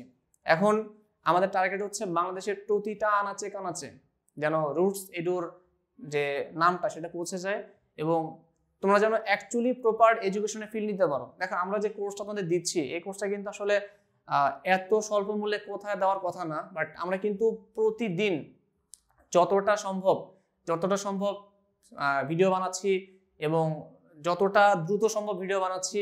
আমাদের অনেক ভিডিও রিজার্ভ করা আছে, আমরা স্টেপ বাই স্টেপ ছেড়ে দিব। আমাদের এই 5 মাসের মধ্যে যারা যারা আমাদের সাথে কানেক্টেড থাকবা, তোমাদের ফুল দায়িত্ব অ্যাকচুয়ালি আমাদের। সো এখানে কিন্তু এত বড় দায়িত্ব নিচ্ছি আমরা, আর অবশ্যই আমরা চাবো যে তোমাদের একটা ভালো রেজাল্ট গিফট দেওয়ার জন্য। সো তোমরা সবসময় আমাদেরকে সাপোর্ট করবো, আমাদের সাথে থাকবা এবং রুটস এডুর সাথে থাকবা। So thanks for watching, wish you all the luck and love.